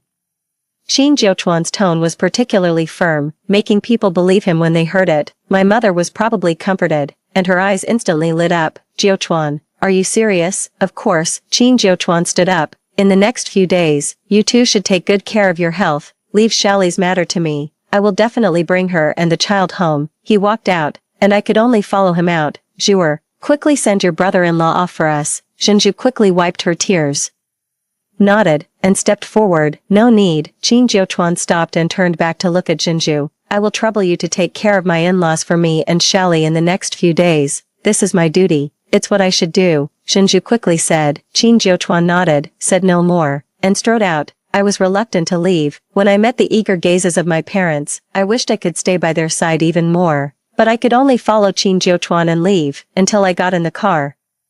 My mood became even more depressed. Just as the car started, Qin Jiuchuan suddenly looked out of the window. Did you see clearly the car that just went in? The driver said in a low voice. I noticed it when we came here. It's a car from the Song family. The Song family and the Zhen family are sworn relatives. Mrs. Zhen and Mrs. Song are the best of friends. Qin Jiuchuan nodded thoughtfully. Since that was the case, it was only natural for Mrs. Song to come and visit when such a thing happened in the Zhen family. Drive. Qin Jiuchuan leaned against the car seat and closed his eyes wearily. Then he raised his hand and gently touched that coat button. I sat in the corner of the back seat and refused to go to his side, but after touching the button, he seemed to think of something, and a smile appeared in his eyes again. Silly girl, he murmured, and the smile in his eyes gradually faded. When you come back, I will definitely give you a good beating. Jiangli, Qin Jiuchuan, always keep my word. I couldn't help pursing my lips and stretched out my hand, wanting to touch his face. I'm almost due to give birth, and you still want to hit me. Do you know how scared and how much pain I was in at that time? Qin Jiuchuan, you still want to hit me when I come back, but looking at him at this moment, all I felt was full of heartache. Qin Jiuchuan, it's impossible in this life. If there is a next life, I must grow old with you. 9. As soon as the car arrived at the hotel, an old man with a walking stick and white hair and beard came over. Supporting him was a young girl with short hair, looking very valiant. Jiuchuan, have you visited your father-in-law and mother-in-law? Qin Jiuchuan stopped. His gaze swept across the girl's face, and then he slightly nodded. Old Zhou, why are you here? I've heard about your matter. Old Zhou let out a sigh and patted his shoulder. Don't worry, in this place of Hong Kong City, there's nothing you can't handle. Qin Jiuchuan's voice was very calm. I have been away from Hong Kong City for several years. Even though you're not in the underworld anymore, there are still legends about you everywhere in the underworld. Old Zhou joked, and then pointed to the girl beside him. This is my granddaughter, Song Yingnan. He sighed as he spoke. It's a pity. The child of the Zhen family was born in the same year as Yingnan. If nothing had happened back then, with the relationship between their mothers, they would definitely have been the best of sisters. Brother Jiuchuan, I've heard your great name for a long time, but only after seeing you do I know that seeing is believing. Song Yingnan stepped forward generously to greet him. Qin Jiuchuan's gaze fell on her face. I also looked at her. This girl and Zhenju are two completely different types. Zhenju is as delicate and pitiful as a weak little white flower, especially the kind that makes men feel sorry for her. And Song Yingnan, she is full of heroism, generous, and very likely to be liked by girls. If I had to choose, I would probably also be willing to be friends with her, rather than Zhenju, whose tears are like pearls when she cries. At this moment, she looked at Qin Jiuchuan, her eyes shining brightly, full of admiration. I'm also a girl, although I'm a bit stupid.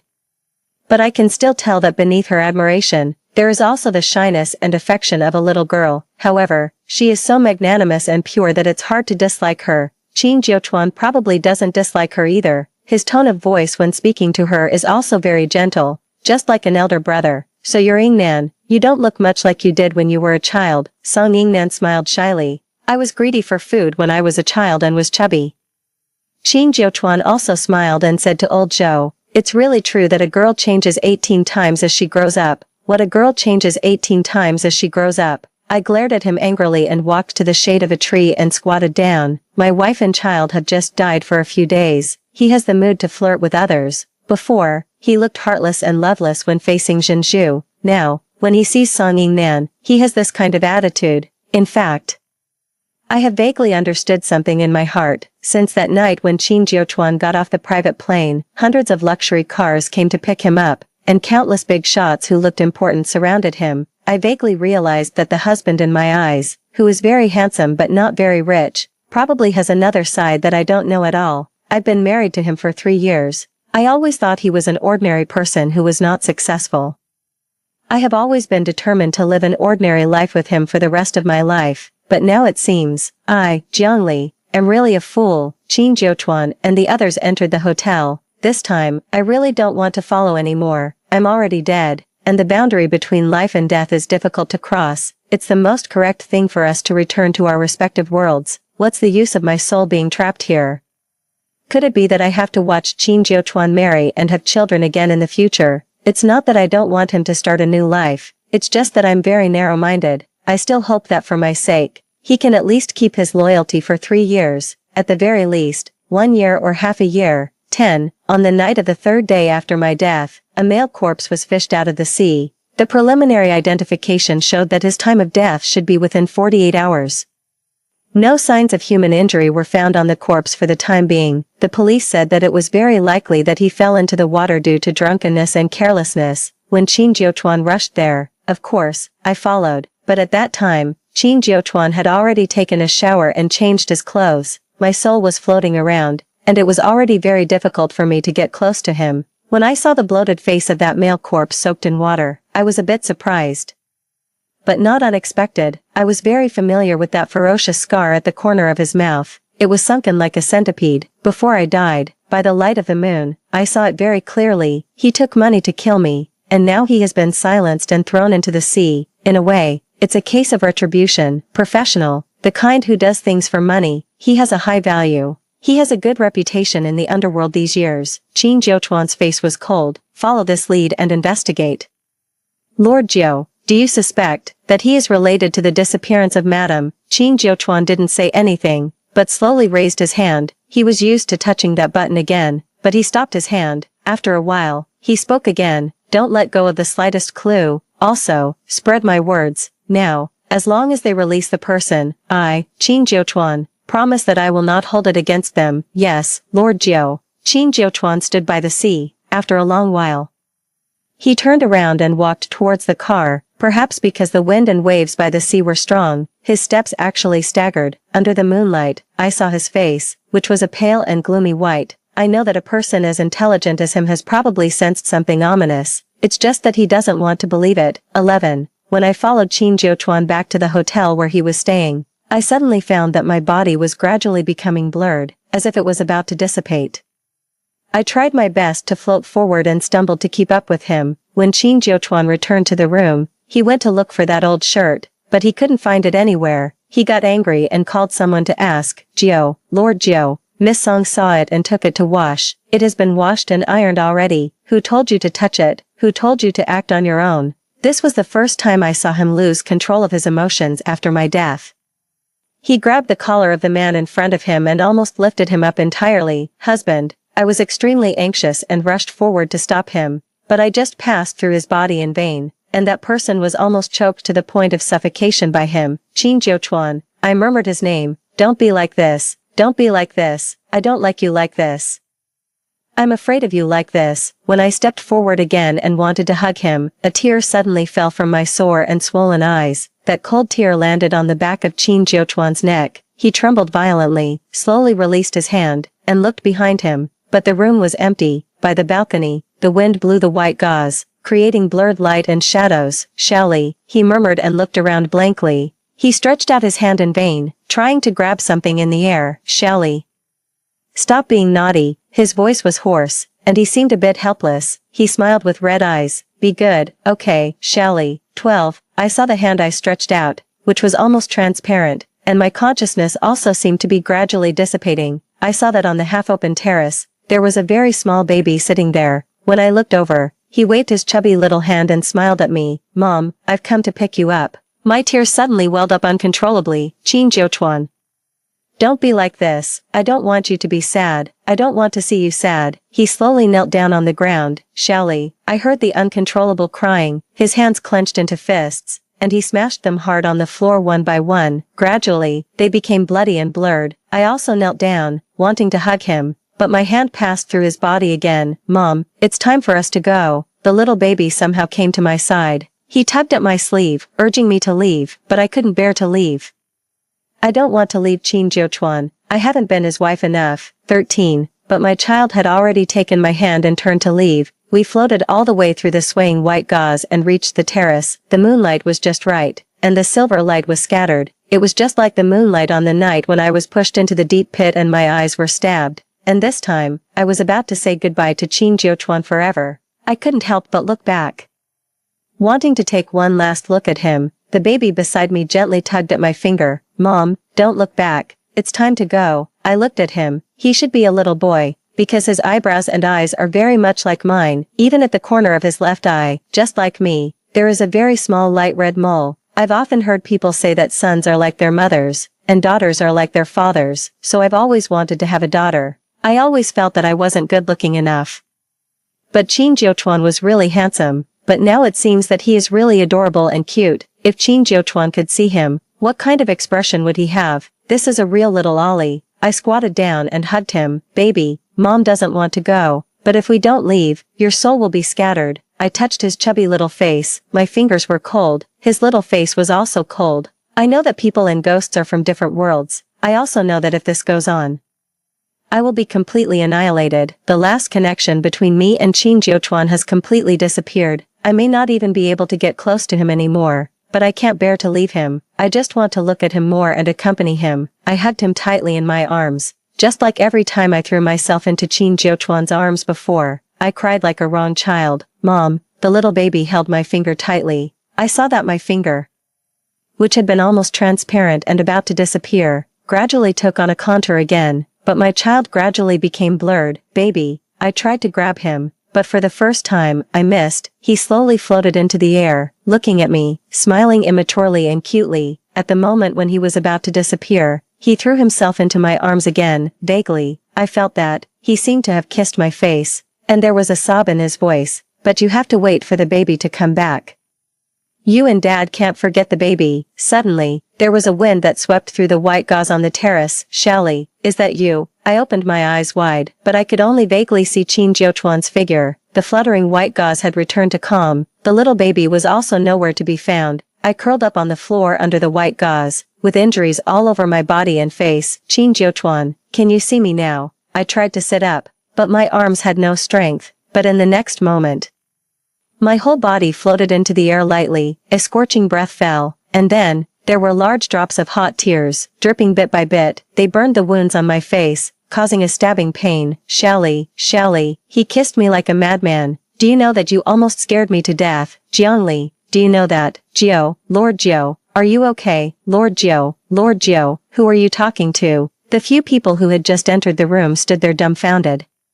It turned out that I hadn't come back to life. It turned out that only Qin Jiuchuan could sense me and see me. 14. Many people in the Hong Kong city circle have been gossiping privately. They say that Qin Jiuchuan has been greatly stimulated by the fact that his pregnant wife has been missing for several days and there is still no news. He has become a bit crazy. He often talks to himself, sometimes laughing and sometimes crying. He even asked people to buy a lot of medicine and smear it on the air. In short, his actions are very strange. Some of his trusted subordinates are very worried. They are thinking about whether to find someone to take a look and exorcise the evil. But Qin Jiuchuan suddenly returned to the mainland late at night and went to Pujiu Temple overnight. The Buddha's light shines brightly. There are 999 steps in Pujiu Temple. The incense is very prosperous, but I'm a ghost and can't get close. So I don't know what Qin Jiuchuan did during those 3 days and 3 nights. When he came down from the mountain, he looked haggard and couldn't even walk. He was helped out of the mountain gate by his several subordinates. I was extremely worried and floated over to hug him tightly. Qin Jiuchuan, what's wrong with you? What did you do? Why did it take you so long to come down from the mountain? He looked at me weakly, touched my face, and smiled gently. It's okay, Xiaoli, let's go home. Is it really okay? I was still very worried. Trust me. Qin Jiuchuan held my hand and pulled me into his arms. The people around him seemed to have long been used to him talking to himself like this. They just stood there with their heads lowered. My heart settled down, and I began to feel tired. I lazily yawned and pressed my face against his chest. I'm so sleepy. Then you can sleep for a while. He gently touched my face, then lowered his head and kissed me.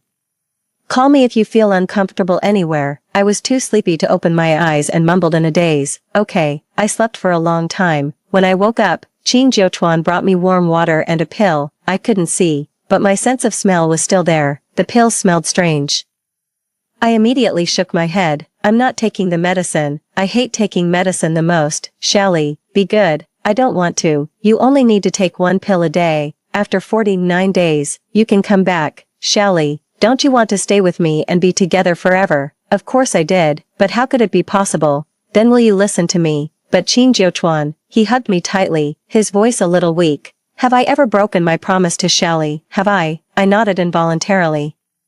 Indeed, Qin Jiuchuan had never broken his promise to me. He fed me the pill and then took out some candies to coax me. I frowned, held the candy in my mouth, and complained to him. I don't like it. Just bear with it for my sake. Okay. I nestled into his arms. The candy melted on my tongue, bringing a wave of sweetness. Qin Jiuchuan, aren't you afraid? Afraid of what? Look at me now. I'm neither human nor ghost. Qin Jiuchuan suddenly tightened his arms. How could there be a man in this world who is afraid of his own wife? But my face, my eyes, I'll avenge you. I'll make you look the way you used to be. What if I can't go back to the way I was? Then I'll be your eyes. Xiaoli. 15. On the 7th day after my death, things suddenly took a turn. The man who had slashed my eyes and was then silenced, his wife suddenly went to the police station with their young child. I couldn't hold on anymore. She was a pregnant woman, 2 lives.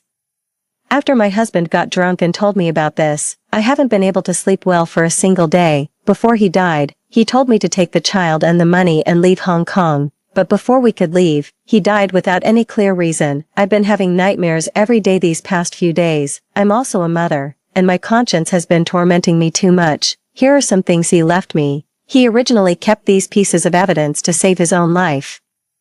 The woman collapsed to the ground, crying, and took out a pile of miscellaneous things from her bag and handed them to the police. But now that he's dead, what's the use of keeping them? Instead of relying on them to save my life and my child's, I'd rather trust the police. These pieces of evidence were undoubtedly very important. The most crucial ones were the evidence of financial transactions between the mastermind who hired the killer and him, as well as the location where the body was hidden. The police quickly launched an investigation. In the end, all the clues pointed to one person, my parents' adopted daughter, the young lady of the Zhen family, Shenju. The police went to the Zhen family and took Shenju away. Then they rushed to the private horse ranch in the western suburbs. It was a horse ranch that Mrs. Zhen and Mrs. Song had bought together several years ago. Shenju liked horseback riding and often came here. When the police dug up the flattened ground of the racecourse and found my unrotted body, my precious child, my mother let out a heart-rending cry of my childhood nickname and fainted, and my father, his hands shaking, slapped Shenju hard in the face. How could you do such an inhumane thing? We've raised you for 20 years. 20 years. Shenju covered her face. Her face was deathly pale, and she was so scared that she looked like a ghost. It wasn't me. It wasn't me. I didn't do it. I didn't do anything. She just kept repeating these words feebly over and over again, but with ironclad evidence. No one believed her. When the police were about to take Shenju away, she suddenly let out a bitter laugh and knelt down in front of my body with a thud. 16, sister, like mom and dad, I've been looking forward to your return day and night. I've enjoyed the blessings that should have been yours for 20 years, and I remember every minute of it, if possible. I'd even be willing to die in your place and for your child, sister. I know no one wants to believe what I say, but I didn't do it. I really didn't do it. As Shenju said this, her eyes changed. She bit her lips tightly. Somehow, she had a sharp utility knife in her hand and, without hesitation, tried to slit her throat. Fortunately, the people around her were quick-witted and grabbed her, but the knife still cut her neck, and blood gushed out instantly. The scene was in chaos.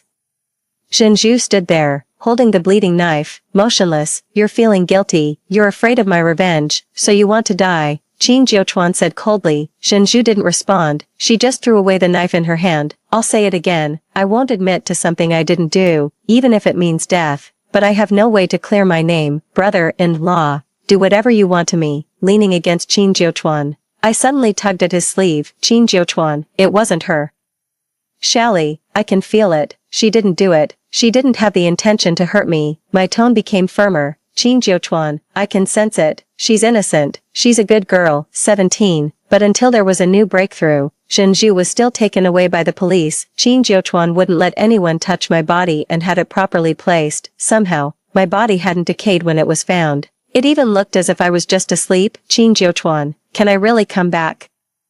I couldn't help but ask Qin Jiuchuan in a low voice when the crystal coffin was closed. Of course, I never break my promise to you. Qin Jiuchuan pulled me into his arms. Let's go see mom and dad. When we got to the hospital, Mrs. Song was sitting by the bedside, crying. Song Yingnan's eyes were also red as she softly comforted the two of them. This was the first time I had seen Mrs. Song. For some reason, I had a good impression of Song Yingnan, but the moment I saw Mrs. Song, I felt uncomfortable. Although I still couldn't see her clearly, there was probably a kind of magnetic field between people. Just like when I first saw Qin Jiuchuan, I secretly liked him and wanted to get close to him. When we left the hospital, I whispered to Qin Jiuchuan, I don't like Mrs. Song. Why? She has a good relationship with your mother. I heard that when you were a child, you even recognized her as your godmother. I was bad at expressing myself and couldn't explain why. So I just made up an excuse. I feel like she really wants you to be her son-in-law, so I don't like her. Qin Jiuchuan was stunned for a moment and then laughed. What are you thinking? I'm not. You don't know how sharp a woman's sixth sense is. Besides, you're so powerful and good-looking. You forget that in our small town, as soon as a man with a slightly good condition had a wife who was still alive, matchmakers would come to his house to arrange marriages. What's more, now that I'm dead, there must be a long line of people queuing up to marry you. I never knew you could talk so much. Anyway, I just don't like her. Okay, if you don't like her, we won't see her. Qin Jiuchuan lowered his head to kiss me.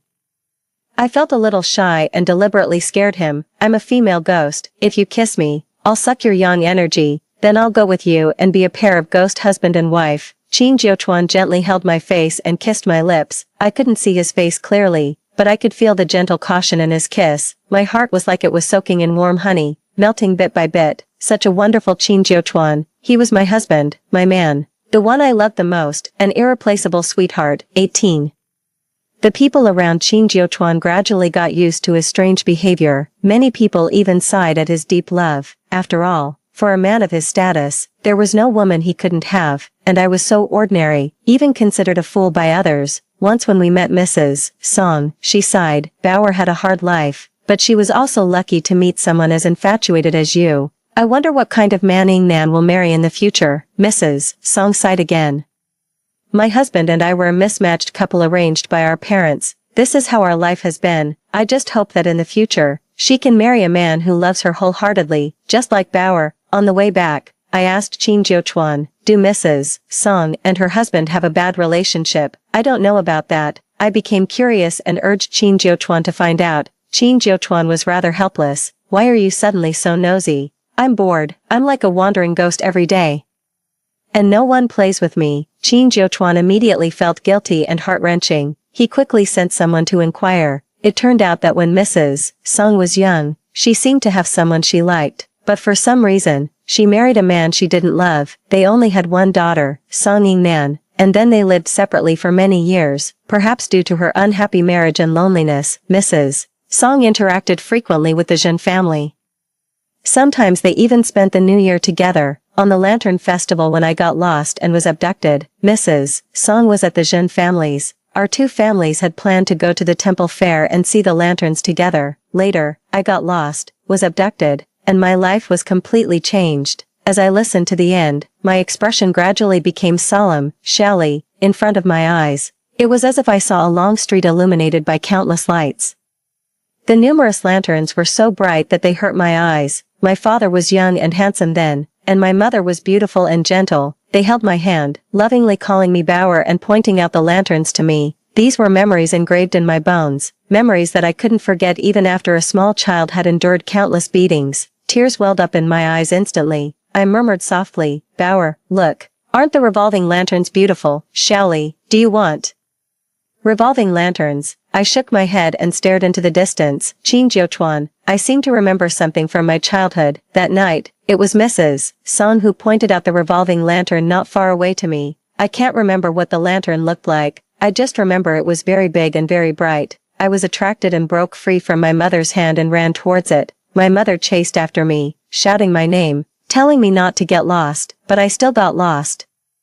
Before I could reach the revolving lantern, I was picked up by someone and stuffed into a van. The person covered my mouth tightly. Before I lost consciousness, the last thing I saw was my parents' anxious faces as they cried out my name in the surging crowd. It was her. I tightly grasped Qin Jiuchuan's sleeve. Qin Jiuchuan, it was her. It must have been her. I can feel it. I'm sure. She had someone abduct me. Mom and Dad loved me so much, they wouldn't have abandoned me on purpose. I gradually started crying. Qin Jiuchuan, I don't understand. Why did she do this? Why? I called her godmother. She watched me be born and grow up. Shaoli, Qin Jiuchuan gently wiped my tears. Heartache, when you get better and come back, you can return to your parents. What about the 20 years of my life that were taken away? What about the 20 years of suffering that Mom and Dad endured? Who will compensate us? Who? Shaoli, I have an idea, but I need your cooperation. How do you need me to cooperate? I couldn't help but be curious about Qin Jiuchuan's plan. He smiled and whispered in my ear, pretending to be supernatural. It's what you're best at now. Mrs. Song suddenly fell ill. People said that one night, after she came out of the Zhen family's house, she encountered a ghost. It was said that the ghost was the young lady of the Zhen family, who came back to visit her parents out of longing. Unfortunately, Mrs. Song ran into her. The rumors were terrifying, saying that the ghost of the Zhen family's young lady had blood flowing from all 7 orifices and her bones were stark white. Her eyeballs were still hanging on her face, bloody and extremely frightening. Mrs. Song was so scared that she let out a shrill scream. She even lost control of her bladder when she fainted. After finally being revived, she went crazy and started talking nonsense. "Let me go. Please let me go. Bauer, I didn't mean to kill you. I really didn't mean to. Please, Bauer, spare me, don't scare me anymore. It's my fault. I shouldn't have had someone abduct you. I shouldn't have been consumed by jealousy." She knelt on the ground, kowtowing everywhere, and refused to get up even when her head was bleeding. Everyone was stunned, but then she suddenly changed her expression and shouted ferociously, "But I fell in love with Zhenheng first. Why did Lanyue steal him from me? If it weren't for that, I wouldn't have married that scumbag surnamed Song. My whole life is ruined. I hate you all. I hate everyone in the Zhen family." She fell to the ground in a sorry state, screaming like she was possessed. Song Yingnan was completely stunned. She wanted to step forward to stop her mother, but Mrs. Song pushed her away. "Why do your family of 3 get to be affectionate in front of me while I have to stay alone in an empty room, married to a scumbag who likes men, once your daughter was lost?" The Zhen family was destroyed. I felt satisfied watching Jiang Lanyue cry every day. "This is what you owe me. This is your retribution." But why was Zhen Bauer found again? After 20 years, how could she still be found? I don't want to die. What I did was just a moment of foolishness. It wasn't my true intention. If Zhen Bauer comes back, I won't be able to live. Moreover, those fools in the Zhen family still don't know what kind of person their son-in-law is. Why does a stupid Zhen Bauer deserve to marry such an outstanding husband? Besides my Yingnan, who in the entire Hong Kong city is worthy of Qin Jiuchuan, the man I liked was stolen by Jiang Lanyue. I won't allow her daughter to steal the man my daughter likes. Song Yingnan's face turned deathly pale, and she slumped to the ground in a daze. "Mom, I've never ever thought of stealing someone else's husband." Mrs. Song stood up straight and slapped her across the face. "Coward, useless thing." Song Yingnan covered her face. "Stop being obsessed. It took 20 years for Bauer to find her way home. Why did you do such a cruel thing? She was pregnant. How could you have the heart to do that? I'm cruel." "What about Jiang Lanyue?" Mrs. Song covered her face and gradually started crying. "I just told her that I had someone I liked, and the next day, she came to show off the man I liked in front of me. I'll never forget that day. I'll never forget how my best friend stabbed me in the back." "You keep saying she stabbed you in the back and stole the man you liked." Mrs. Song, "I'll just ask you one thing. Did you ever tell Mrs. Zhen who the man you liked was and what his name was, if my investigation is correct?" "You didn't know his name was Zhenheng until Mrs. Zhen introduced him to you in person. Your crush was never spoken out loud. How could Mrs. Zhen have known? You didn't even know the details of the man you liked. Why do you blame Mrs. Zhen for stealing your sweetheart?" Qin Jiuchuan's questions one after another left Mrs. Song speechless. "I don't care about that. Anyway, she stole my sweetheart, and this is her retribution. Zhen Bauer is dead, along with the child in her womb. This is her retribution. I just want to see her family destroyed. You're truly insane." Qin Jiuchuan was too lazy to talk to her anymore and asked someone to call the police. When Mrs. Song was being taken away, she seemed to regain her senses for a moment and started crying out that she was possessed and that everything she said was nonsense. But no one believed her words or spoke up for her, including Song Yingnan, 20, before the police took her away in the car. Qin Jiuchuan let me meet her alone. It was broad daylight, with the sun shining brightly, not the Zhen family's garden at night. After her initial shock, she became much calmer. "You're not dead." "No, I'm dead. The ghost you saw that night was me. It's just that I hadn't regained my normal appearance at that time." Mrs. Song's face turned pale, and she just kept shaking her head. "How is that possible? How can that be? How can a dead person come back to life?" "Yes. How can a dead person be revived? It's just that there are really so many people in this world who love me, and their obsessions are so deep, especially Qin Jiuchuan. If I hadn't come back, he would have left with me. Our child, for example, my sister Zhenju, whom I had never met but who had been taking care of my parents. For another, even Song Yingnan had been hoping for Zhen Bauer to come home early. She had cried many times when she learned of her tragic death. Not to mention Qin Jiuchuan, he had knelt on every step of the 999 steps at Pujiu Temple. He had pleaded with the Buddha for 3 days and 3 nights, offering half of his life in exchange for my return. He made pills every day with his own heart's blood, which allowed my lingering soul to return to the mortal world. The husband I love deeply loves me just as much. He would rather be broken and battered himself than let me stay dead. What you call love isn't true love at all. You think my mother stole your lover, your happiness, and your life. But have you ever thought that it was actually you who destroyed all of this? Song Yingnan stood outside the door, looking lost. Mom, Bauer is right. Losing the one you love is painful. But love isn't everything. Mom, if you had discovered Dad's strangeness after getting married and chosen to have an abortion and get a divorce, would your life have been different? You indulged in the pain of reality, transforming it into terrifying obstinance and hatred, and did such insane things. Song Yingnan closed her eyes in pain. I can't accept it, and I can't forgive you. But who was I doing this for? Who has been thinking about Qin Jiuchuan all these years? So what if it was me? There's nothing wrong with me liking him. But if I hurt others because of it, that would be a huge mistake. I won't deny these feelings because from the very beginning, I knew this was just my own business, having nothing to do with Qin Jiuchuan or the innocent Bauer. But now that you've done such a thing, I'll spend the rest of my life atoning for your sins. Yingnan, what are you going to do? You're my only daughter. You can't do anything stupid. Mrs. Song fell to the ground, sobbing bitterly. But Song Yingnan didn't respond. She looked at me, and I looked back at her quietly. I had liked her since the first time I met her.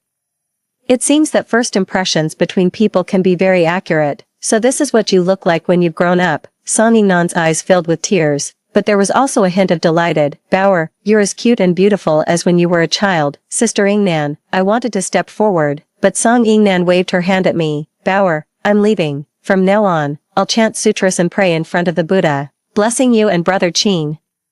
Song Yingnan lowered her head to wipe away her tears. In her last glance, she wanted to look at Qin Jiuchuan but ultimately didn't. 21. After Song Yingnan left, Zhen Zhu, who had been acquitted, was also leaving Hong Kong. 6 years ago, she had been lucky enough to find her biological parents. She had delayed reuniting with them because she was worried that my parents would be left alone. Her biological parents were a very kind and simple couple. And she also had a handsome brother who loved her very much, all waiting for her to go home. On the day we saw her off, she cried her eyes out. When I first met her, I had been amazed. How could there be someone in the world who looked so pitiful and beautiful when crying? Come to think of it, I had even been jealous when Qin Jiuchuan helped her up. Now, seeing the man she liked looking at her with such worried and distressed eyes, I secretly scolded myself for being petty. First impressions aren't always completely accurate. There are girls in this world who are beautiful, gentle, and kind, making people feel sorry for them at first sight. Not all girls like this are false and scheming. Bauer, the last person Zhen Zhu hugged was me. Sister, her eyes were swollen from crying, but she was still incredibly beautiful. I'm so glad you're back. You have no idea how happy I am. Does it still hurt? I gently touched the scar on the side of her neck. Zhen Zhu shook her head vigorously. It doesn't hurt at all. Sister, it doesn't hurt. What about you? Does it hurt? Were you scared? They hurt you so badly. As she spoke, she was about to cry again, and I quickly comforted her. It's all over now. It's all in the past. Yes, it's all over. It felt like I had had a strange dream. There were many times when I couldn't believe that all these things had actually happened to me. Mom told me it was because there were so many people who loved me and their obsessions were too deep, especially Qin Jiuchuan. If I hadn't come back, he would definitely have left with me. 22. Qin Jiuchuan came to pick me up and take me home, but I snuggled up to my parents and couldn't bear to leave. Mom stroked my hair, her eyes full of tenderness. Go on, you've been staying here for 2 weeks already. We miss you. And so does Jiuchuan. I felt a little shy and stubbornly said. We haven't been apart for long, but I've been away from you for 20 years. As soon as Mom heard this, she was about to cry, and I quickly coaxed her with sweet words and playful behavior. The whole room was filled with laughter and joy. Moments like this were probably what families who had lost their children longed for the most. I'm home, but in this world, how many children are still unable to return to their parents? The laughter, joy, and even the quarrels in ordinary families must be as painful as slow torture for these broken families. I don't have any great ambitions. Naturally, it's also because I don't have the ability to achieve grand goals for now. But once I set my mind on something, I'll try my best to do it perfectly. Although I may be a bit slow and clumsy, I'll eventually reach my goal. My life goal used to be to have enough to eat and wear and spend my whole life with Qin Jiuchuan, but now it seems I have a new goal. 23. When Mom and Dad saw me off, Qin Jiuchuan's car had just arrived. I had stubbornly said I didn't miss him, but the moment I saw him get out of the car, I couldn't help but run towards him. Mom and Dad looked at each other and smiled, but I didn't care about that. I hadn't seen him for 2 weeks, and I didn't know what he had been busy with. The moonlight was as silver, and the tree shadows were dancing, as Qin Jiuchuan's figure became clearer. I suddenly felt shy and stopped, feeling a bit hesitant to go forward, but he looked extremely handsome today. Under his black coat was a dark blue business suit, his hair was neatly styled, exuding a strong sense of masculinity. When he saw me, he raised his eyebrows slightly, and a smile played on his lips. My heart started pounding uncontrollably. Even though we had been married for 3 years and I had almost become a mother, I was still so easily charmed by his good looks. But if I hadn't been attracted to his appearance back then, there wouldn't have been a relationship between Qin Jiuchuan and me. Bauer, he didn't call me Shally but used my childhood nickname like my parents did. This was the first time he had called me that, and it was incredibly gentle. I felt my heart beating faster and faster, and my cheeks getting hotter and hotter. I could barely stand still. Qin Jiuchuan strode over and hugged me tightly. Bauer. He held my face in his hands and lowered his head to kiss me. I felt so dizzy that I could barely stand. Qin Jiuchuan, I'm so dizzy. Don't be afraid, your husband is here. He picked me up in his arms. Mom and Dad are still here. I buried my face in his arms, too embarrassed to look up. They'll be even happier to see this. He was right about that. Qin Jiuchuan returned to Hong Kong, and his identity was quickly revealed. Previously, when I was dead, it didn't matter to my parents whether he was noble or ordinary, but now the situation is different. They were extremely worried that Qin Jiuchuan might treat me even slightly poorly. Qin Jiuchuan, they all say that you have a lot of money and great power and influence. Although it was all in the past, it's still more than enough to support you now. Then why did you hide it from me after we got married? Were you afraid that I would take your money?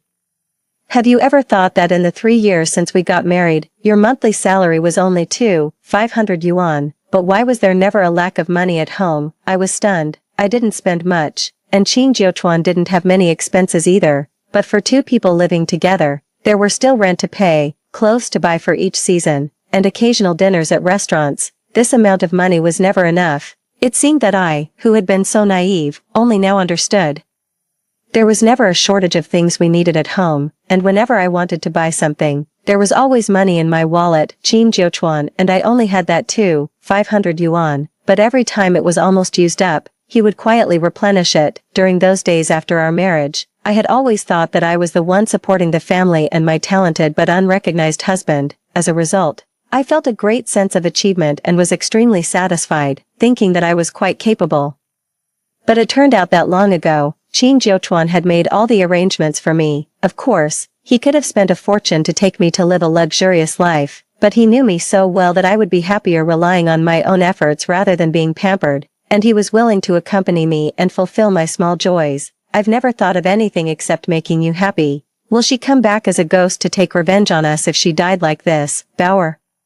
Because the only happiness I have in this world is seeing you happy every day. 24. Epilogue. Despite the dissuasion of all of us, Song Yingnan became a nun, cutting off her hair and withdrawing from the mortal world. The year after Zhenzhu returned home, she married the person she loved. They were deeply in love, and their life together was very sweet. After Qin Jiuchuan and I returned to Hong Kong, we quickly established an organization to search for abducted children, for the rest of our lives.